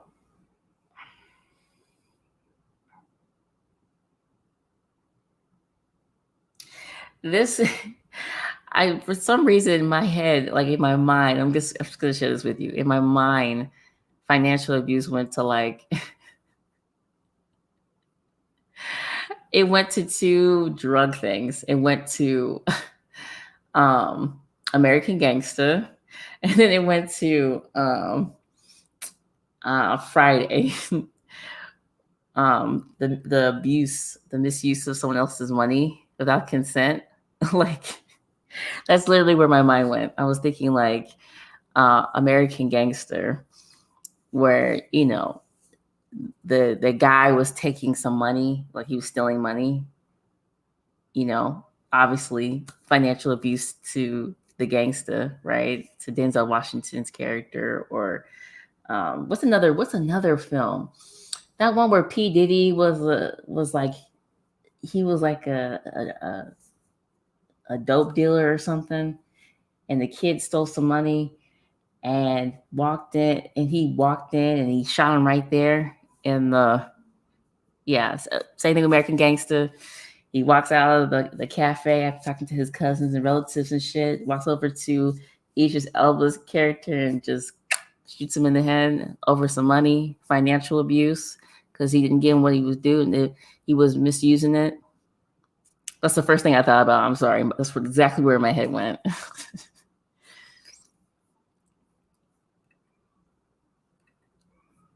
Harlem Nights. Yes. Thank you, Hassan Mav. Yeah. So I was just thinking, yeah, financial abuse. Yeah. No, it's serious. People literally kill people over this kind of stuff. You know, I hate to say it. Like, I'm not laughing at it. I'm just thinking like, no, I actually it is that serious. And divorces, this is one of the major things. In divorces, this is one of the major things. How are you going to split up the assets? How are you going to split up the money?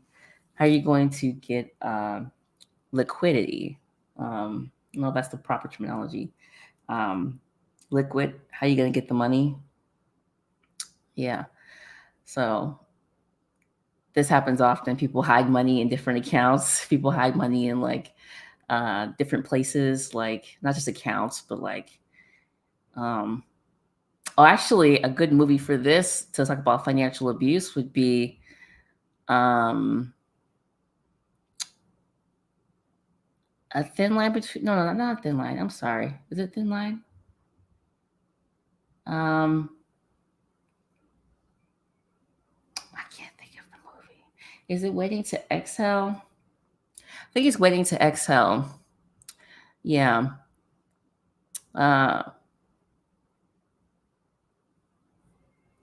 Because they were married, he controlled all the finances and he hid money from his wife. He hid everything from her. He only let her see a little bit, and like she was telling the divorce attorney, like, you know, he's trying to act like he don't got this stuff. I know he has this stuff. So that's a good way. That's another good one. The airport scene. As Miller says, I have heard stories about people who are in business together dealing with financial abuse. Oh yeah. I used to work at this company out here called, I don't know if I should say it.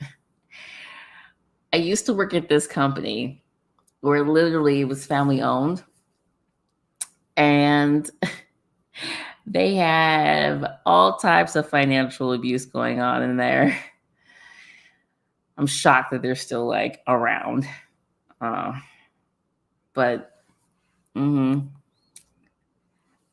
Sunny Rain. The movie Enough showed financial abuse as well as physical. Which scene, Sunny Rain? Which scene in Enough?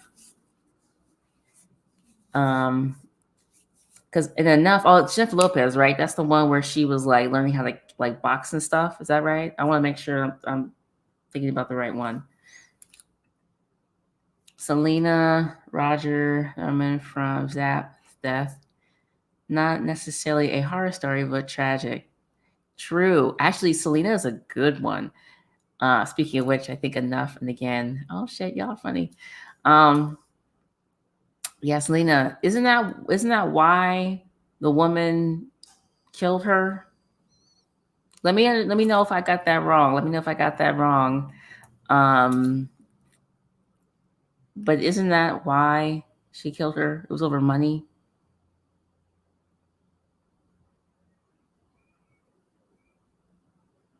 Because people were like making it seem like she was a crazed fan, but really she was like stealing money, right?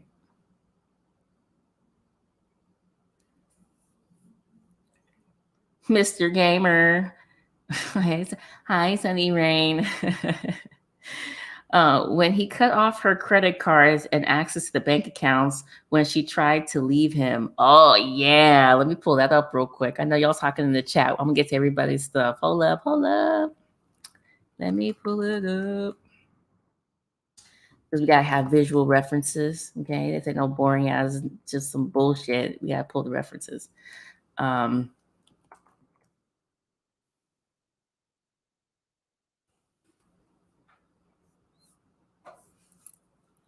to pull it up.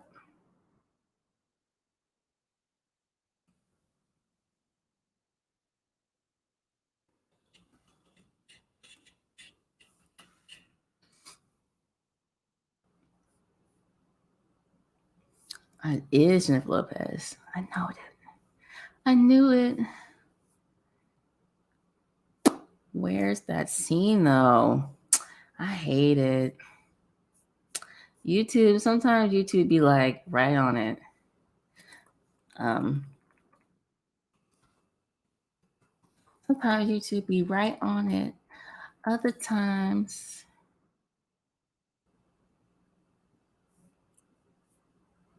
well, how about this? I'm gonna show you the movie so we all know what's going down. So we all know what's going down. Real quick. So y'all can see what I'm looking at. I'm not looking all crazy, looking on the screen like, ooh. Okay. Can y'all see that? All right, you can see it. Yes. Cool. So this is the movie that we are talking about. Enough. And I was right, Jennifer Lopez. Yes, I knew. So this is the scene where she whoops his ass, pretty much. She beats the bricks off this bitch. It's ridiculous. What? What you mean it's ridiculous? Actually, Double Jeopardy is actually a good film. We should actually pull that up. Double Jeopardy, literally law, literally divorce, literally he wants to get rid of her so he have his money. There you go. Let me pull it up. Yeah, I was trying to find that credit card scene. Yes. Lemon Head Hebrew 7, what's up? Hey sis, you my favorite YouTuber. Well, thank you. Thank you so much. I can't believe it. I can't believe it's not butter. SV Filmer, you are right. Sometimes. Sunny Rain. He also used the bank accounts to trace her location. I don't remember that scene. Oh my gosh, it's been such a long time since I've seen this movie. So yeah. Wasn't too bad, but again, Double Jeopardy was like, it's similar to this. Yeah, it was similar to this in that way. Yep. Real good. This is a good one.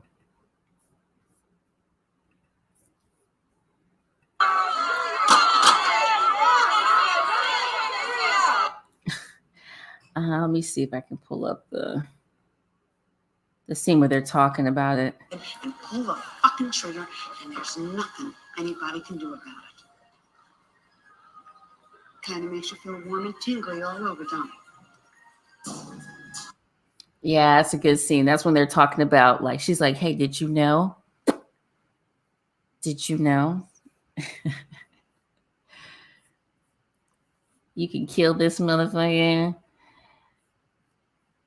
Because I think he pretended he was dead. Like, she went to jail or she went to prison because they were saying that, you know, she killed him or something.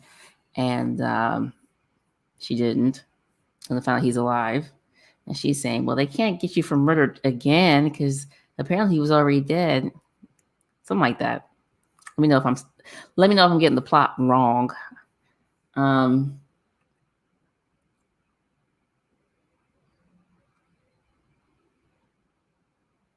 I don't know. Is it?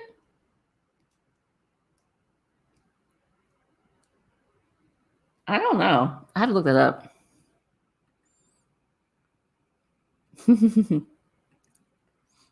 Hey, classic movie. Yep. Hey, watch this one, Sunny Rain. You'll like that one. You'll definitely like Double Jeopardy. It's good. That's your homework. Okay, stop. Let me go back. Way back. Why aren't you listening? Way back, yeah. Okay. Cool. Pull this back up. So I'm going to move on to another one. Who Who would guess that T. Jackson is using some form of financial abuse on his wife? Yeah, he's the one bringing all the money. Of course he's using that. You know, T. Pendel did a good skin on this. Actually, Big Judd did. Big Judd is, he's out of his damn mind. I would love to work with him. Big Judd is out of his damn mind. Let me see. Like Big Judd, oh my god, like he's like, he's so stupid. I'm trying to think of another person who did. Like, there's a couple of people who've done it, but T. Pendel and Big, like, really was really fucking funny on that Derek Jackson thing. Funny as hell. Are you on Facebook? Got some topic ideas. Am I on Facebook? I am on Facebook, but I don't really use it. Yeah. It's just there because I don't really use it. I typically use Instagram. Yeah, I typically use Instagram. So if you want to come on my Instagram, just send me a friend request and like send me a message and let me know like who you are. Like give me your like username on here, and then I'll be like, oh, okay, I know that person. But yeah, Derek Jackson definitely is using financial. Yeah. He's actually panicked because now his book is like 50% off. And I'm like, has your book always been 50% off? But then again, people were saying, oh, this is fake. This is phony. And I'm like, whatever.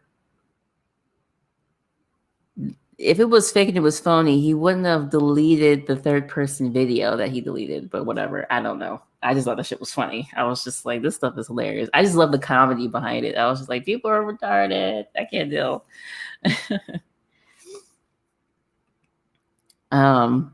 Sunny Rain, she claims she's not there for the money. Well, if she's there for him, cool. I'm not saying that. I'm just saying that she said she's not there for the money. I don't know. Maybe she's not. I don't know her. That doesn't mean that he can't still use financial abuse against her. I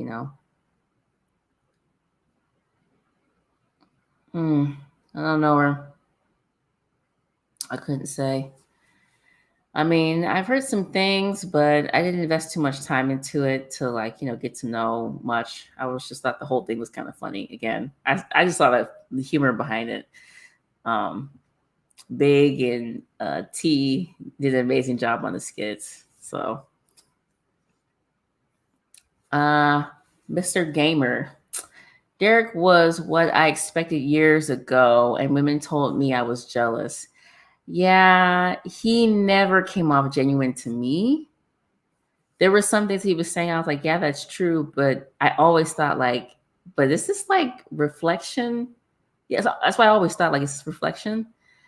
Like you're saying that you've done these things and this is not okay to do. But I didn't care. I just didn't care. I didn't know. I didn't even know people still follow. I didn't know this guy even had a following. I thought he was just some dude talking. To come to find out, this guy apparently is beloved and is rich off of just telling people stuff. And I'm like, dude, why am I not rich? Why am I not rich? Is that all you have to do? And then not even lead that life you're talking about. Dude, I should just be let me preach how to become an investor and then not actually be an investor. You know what I mean? That's wild to me. But then again, I don't know. So everybody's hustling out here. Everybody's scheming and scamming, I guess. I don't know, bitch. I don't know. SV Filmer, the Derek Jackson situation would be a great Boondocks episode. It sure would be. That'd be funny as hell. Wait, who would play? Okay, wait a minute. What you know, Riley would be like all over this shit.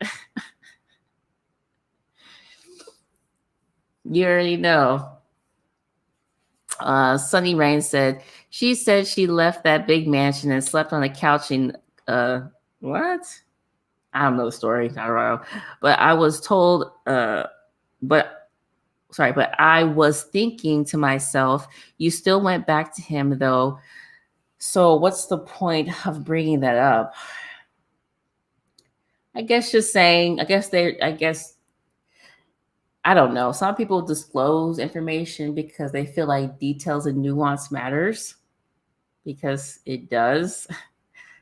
So maybe her saying that was to say like, yeah, I did go back to him, but you know, I had my challenges, I guess. I've had my, you know, quarrels with, you know, this and the third. I think everybody has had quarrels when they've been going through breakups. Just side note, not talking about them specifically.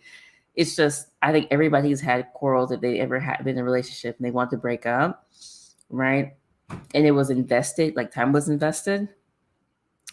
There is those moments when you're like teetering back and forth because you invested time with that person. There's an intimacy there. You know, people trivialize intimacy, but intimacy is important because there's trust. There's nuances that people may not even be proud to admit, right? So thus there's that teetering back and forth. There's a familiarity there. That's why people tend to go back to those habits, to those situations. So when someone says that, you know, it could just be them just trying to express it. But again, I don't know the full situation. Again, I just thought the skit was hilarious. I was just like, these people are lame out here. So let me go back.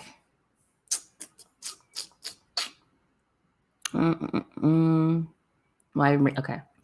Mr. Gamer, I was right at the end. Yeah, you were. Yeah, at the end, you were right. Time to the truth on that one, I guess. Sunny Rain. I'm actually afraid of Derek. He's been talking about himself the entire time. LOL, that's crazy as hell to me. He's been talking about himself the whole time. Narcissist. Hear that echo? That was him. That was me trying to replicate what he was doing. Narcissist. How long has he been? I'm just saying, that's hilarious. But then again, I don't know. I guess I think like, I think people do have a tendency to have narcissist tendencies, just not full blown on narcissism,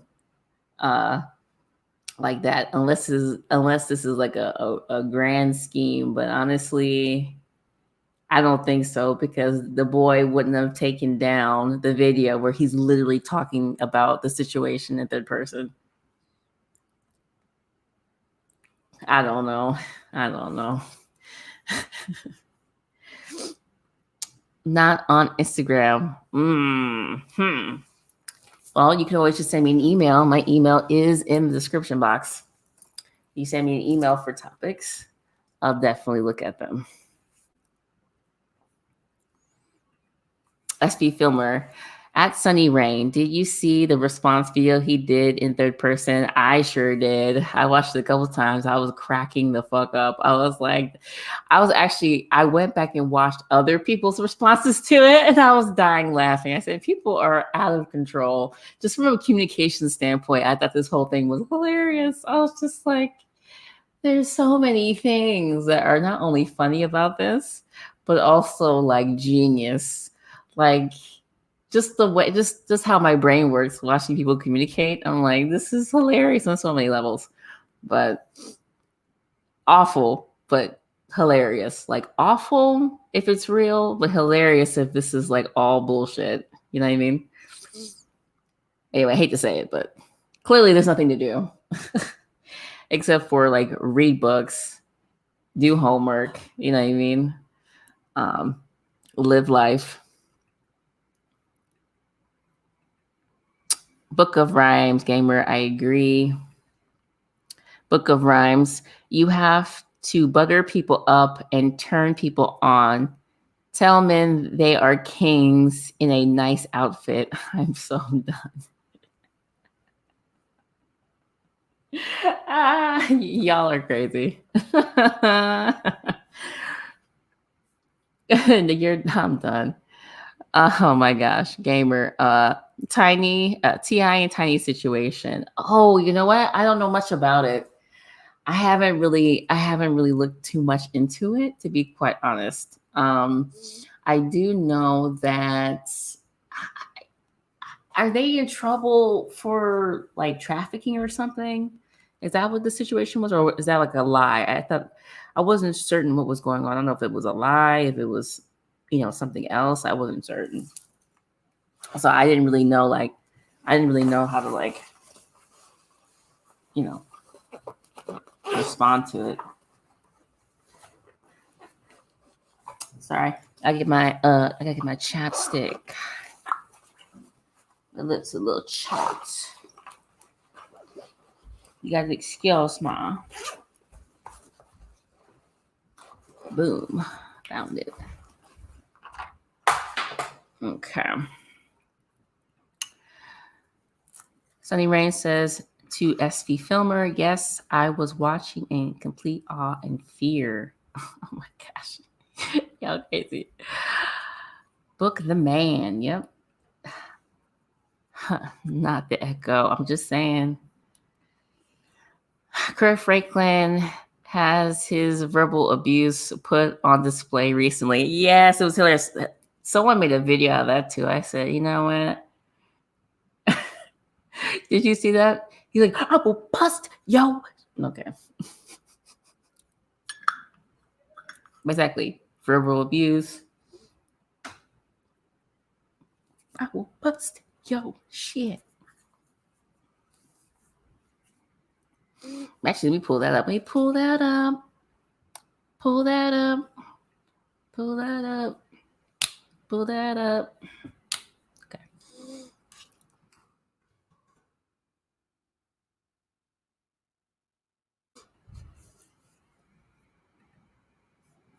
Enough a piece of paper. Okay, if you think I'm ready to paper, let us say it like this. When your bitch ass start having shit you need to get your skinny motherfucking ass back out the goddamn way before I put my foot in your ass. I dare you. I dare you. I dare you. I dare you. I'll put my foot in your ass. He said, I'll put my foot in your ass. Yep, sounds like he sounded a little bit like Cat Williams, didn't he? He sounded like a little bit like a pimp. The short pimp, Cat Williams. I swear to God. Sound like a Cat Williams for a second. I mean, he is a gospel preacher man, so it makes sense why he sounds like Cat Williams.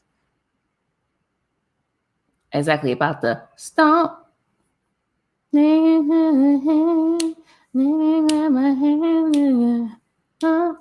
Yep. He's like, I will bust your ass.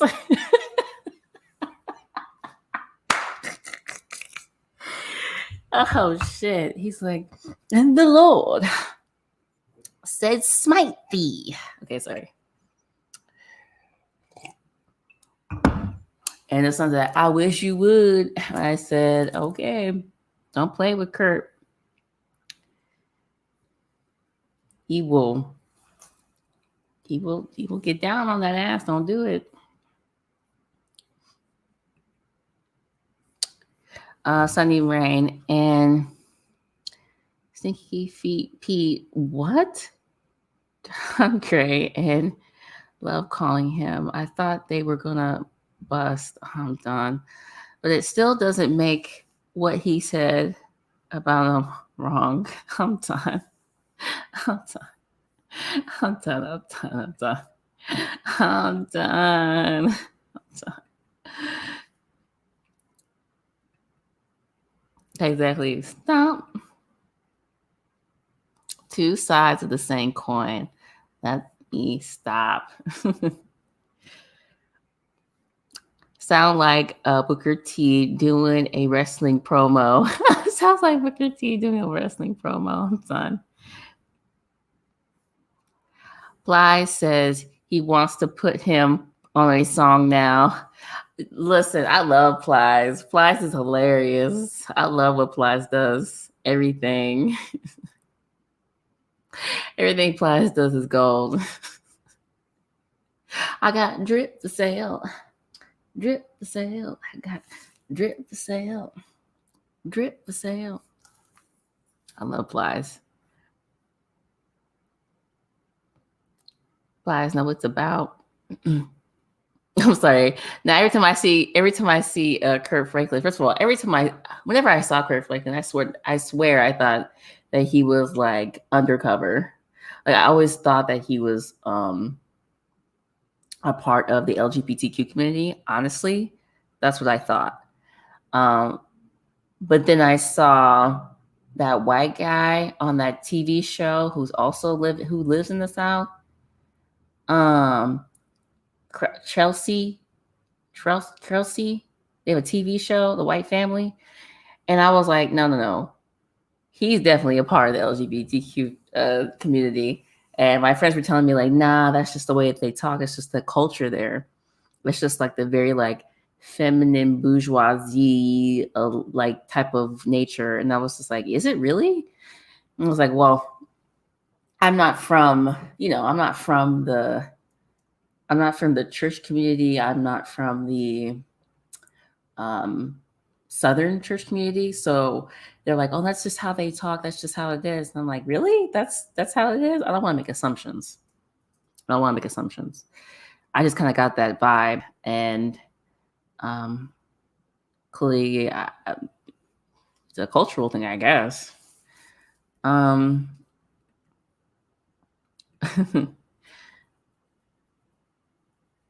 Sunny Rain, yes, I get the vibes. People were telling me it's just like what they do in the churches, I guess. It's just how, I guess.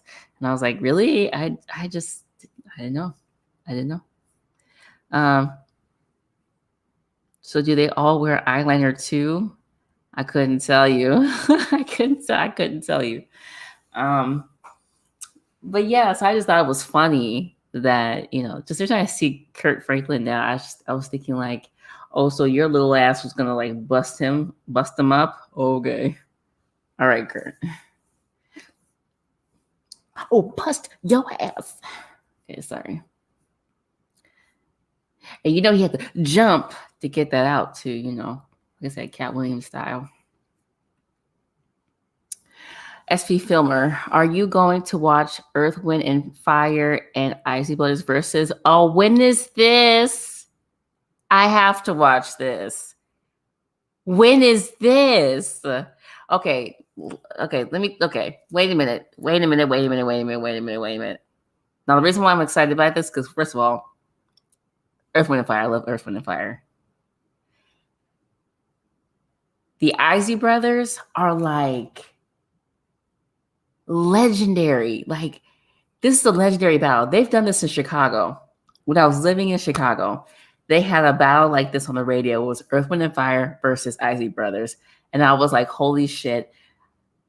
Earth, Wind, and Fire is about to lose because, like, the Icy Brothers have so many freaking hits. Choosy Lover.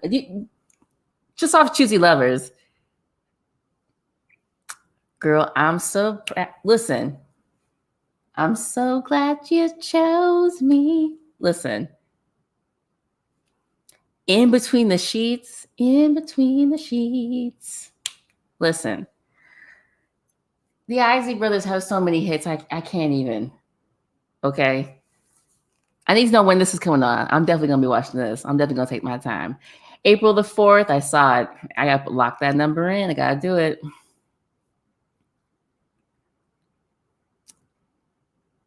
Book of Rhymes. Kurt gave me the vibe that he turned in his for the blood of Jesus. well, here's the thing. Didn't he have like an addiction to like porn? Didn't he have an addiction to porn or something? See, we're going totally off topic. We're no longer we've left the realm of talking about violence and everything. I guess we're still kind of talking about because Kurt Franklin is talking about busting that ass. Again, verbal intimidation because he's Kurt Franklin, by the way. So it's interesting. Who put out the leaked audio? Was it the Sun? Oh, but the Sun was like, okay, so you wanna bust my ass? You wanna let me bust you, Daddy? Let me put you out there on Front Street, Dad. You know, he's lucky he could do that where he was. Let me see. It's definitely gonna be great. I'm gonna be watching it. Sorry, y'all. I know you're like, oh, we supposed to be talking about something else. Whatever. I gotta say this in my phone. Give me just a moment. Because they're doing it on Easter. Dude. Okay, wait. Dude. Okay, what channel?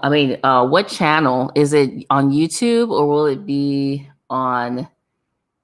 Where is it going to be?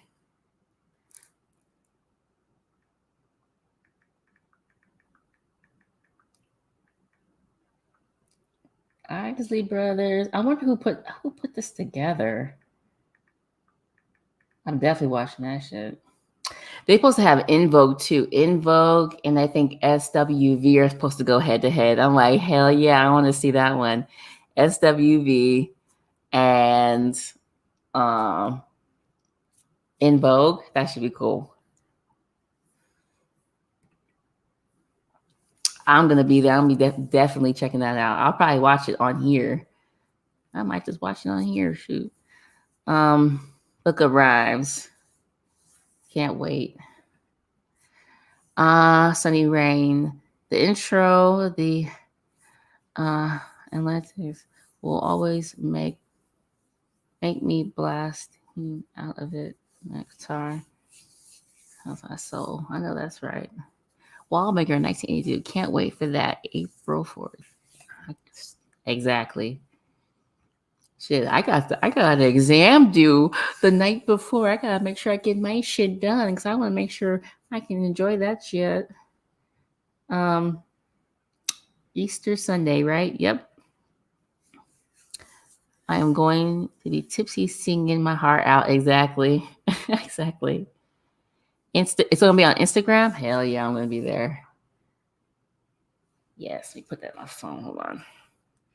Instagram. Put that on my phone.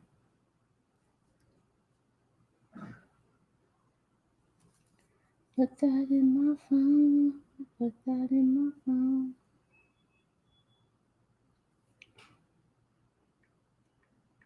I am so glad that you brought that up. Earth, Wind, and Fire. Instagram.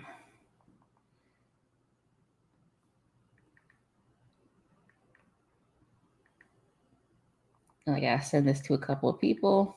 Thank you for letting me know.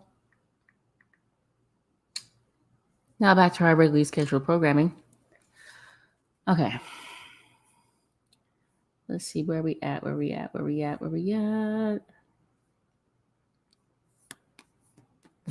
me see where I stop at. Okay. Yes, definitely going to be a good one. Cool. Awesome. So I know it was a little bit of a pause in the situation, but let's get back to it.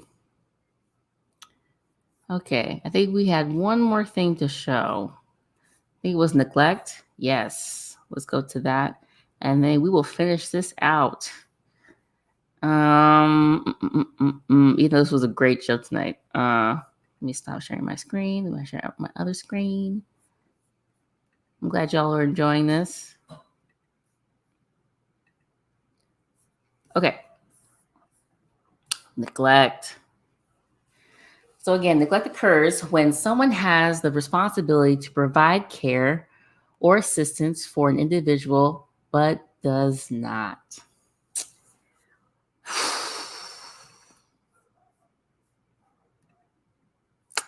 Okay.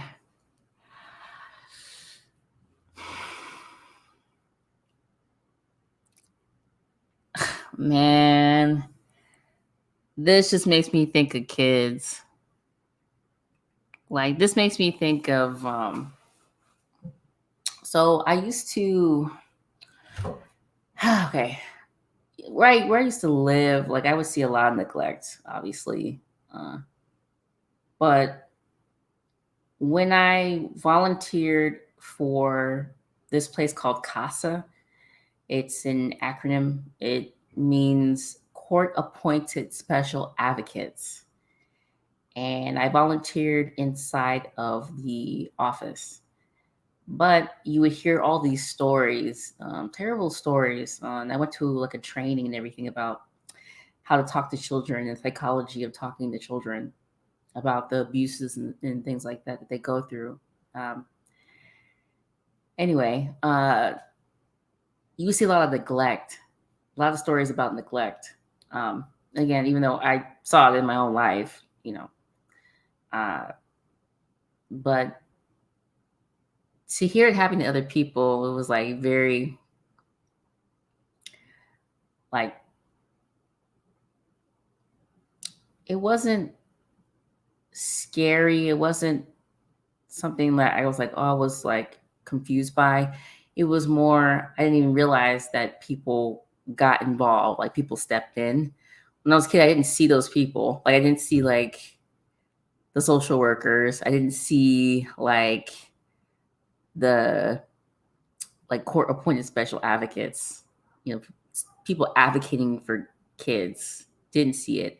Like, it was always viewed like it was a bad thing for someone to step in. And for a lot of times it was a bad thing, just because they would end up in like worse situations, or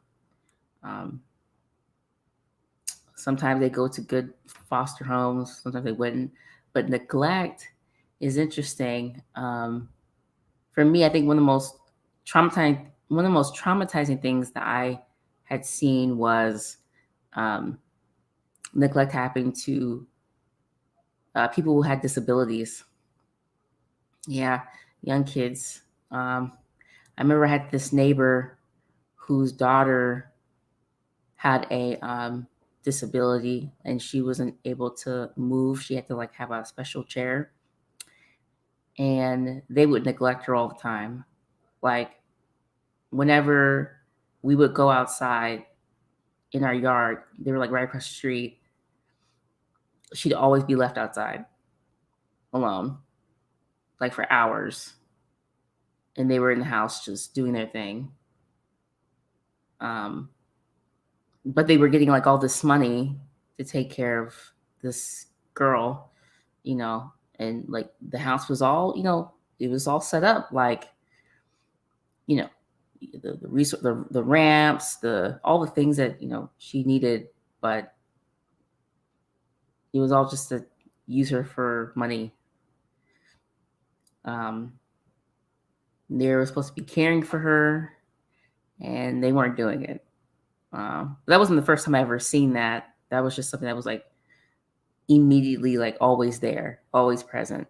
When I used to, when I was in high school, I would assist with the students that had disabilities, and often instructors would be neglectful to the students that were disabled. So that's a form of violence. I mean, think about it. People you're supposed to be caretaking, looking over. Actually, in child care too. I've seen that happen too, where like a daycare. We've all seen this too. Actually, there's a lot of cases that have to do with like neglect of the elderly, the neglect of people who have physical disabilities. You see it happen often in like hospitals and nursing homes and stuff like that. And it's horrifying. People who haven't been moved like they've been laying in bed for so long they get like bed sores because they're being neglected. Awful. I remember I took this course. I think I told you guys before about this. I hated the course at the time, but I guess now I think I'm kind of glad I went through it, even though I don't think I really needed it. But I did gain more information about things I didn't really think of in that way. But it was the philosophy of the ethics of living and dying. It was a philosophy class. And they talked about how people would neglect people who are sick, who are dying. They wouldn't treat them like they were still alive. They'd treat them like they were already dead. There was a case study where literally there was a nurse who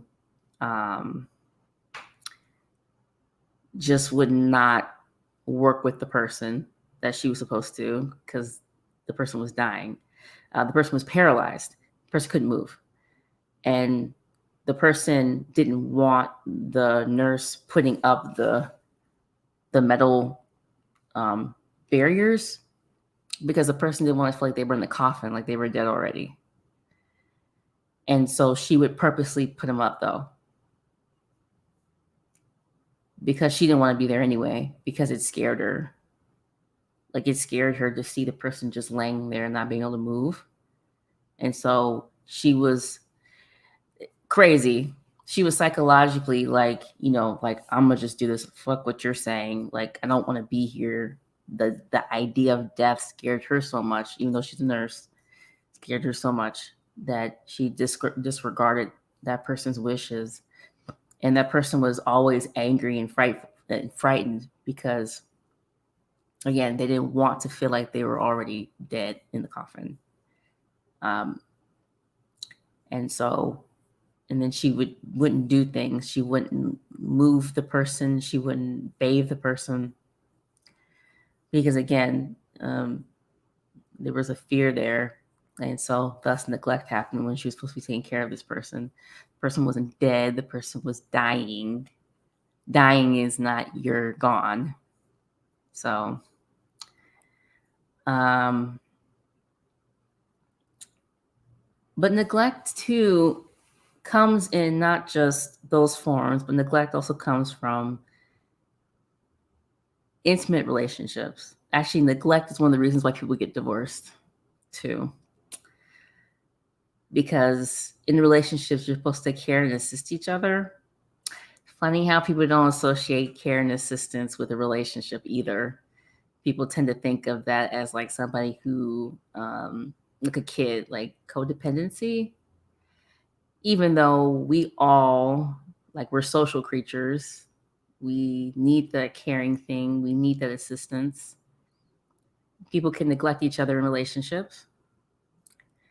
Again, it's one of the reasons why people get divorced is because of neglect.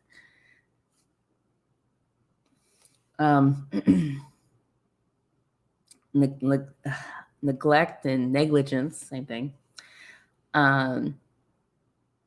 When it comes to relationships, I think is often seen as not a thing.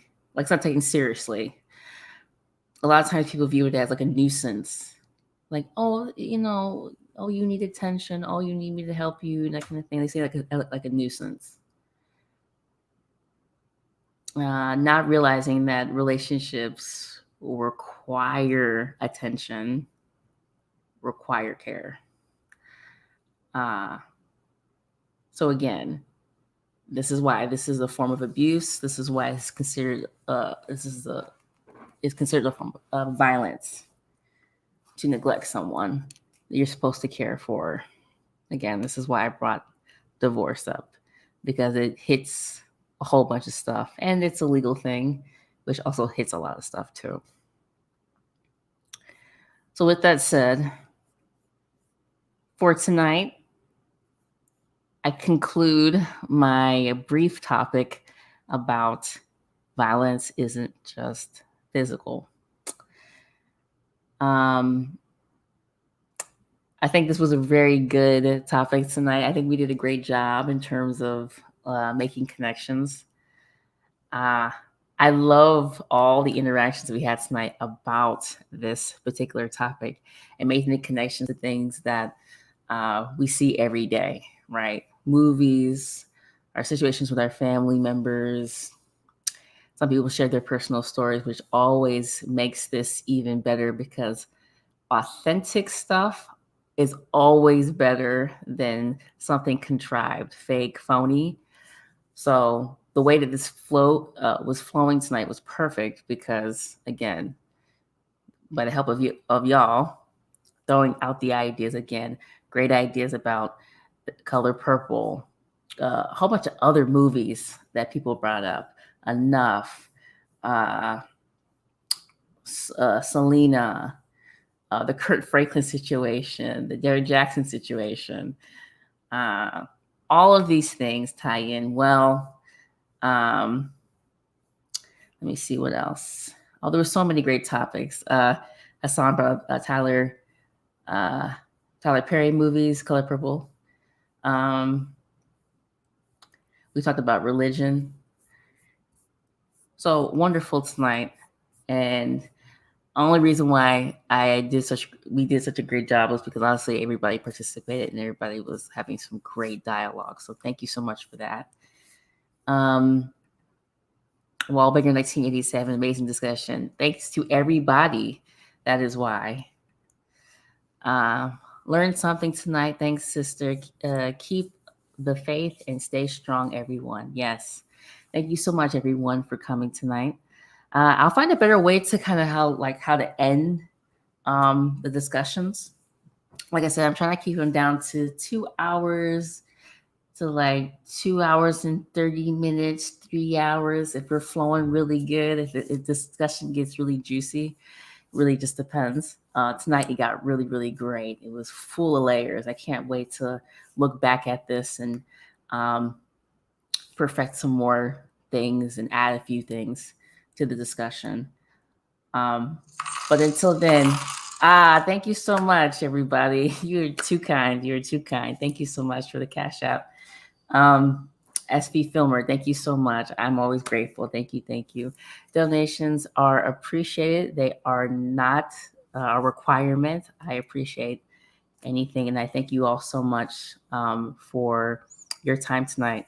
We'll be back next Friday to have another discussion. I will look at the discussion topics that Hassan will send me. Again, if you look in my description box, you will see my email. My email is Ms.KellyDozier@gmail.com. If you are interested in some other topic or you want me to react to something and talk about something that's happening in pop culture or whatever, just send it to me and we'll have a live night where we talk about it. More than likely, it will be named the subject, meaning like if you send me an email in the subject and you say react to blah blah blah, then more than likely that will be the name of the discussion. If hopefully that makes sense. If not, I'll probably do a better job at showing you than telling you. Okay, show and tell. That's the game. So don't come for the vocals. Okay, don't do it.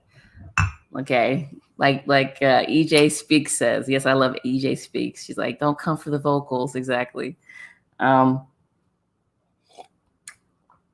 So again, go to the description box and you'll see the email if you ever want to email me anything. If you want to get to know me on Instagram, I talk about a lot of cool stuff. I do a lot of different things on my Instagram.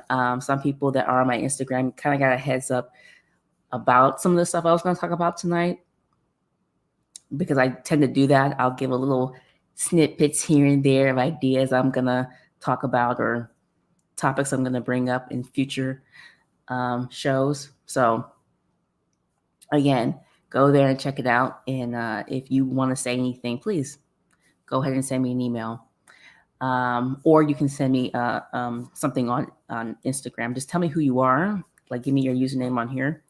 And so I can like make the connection. Oh, that's who you are.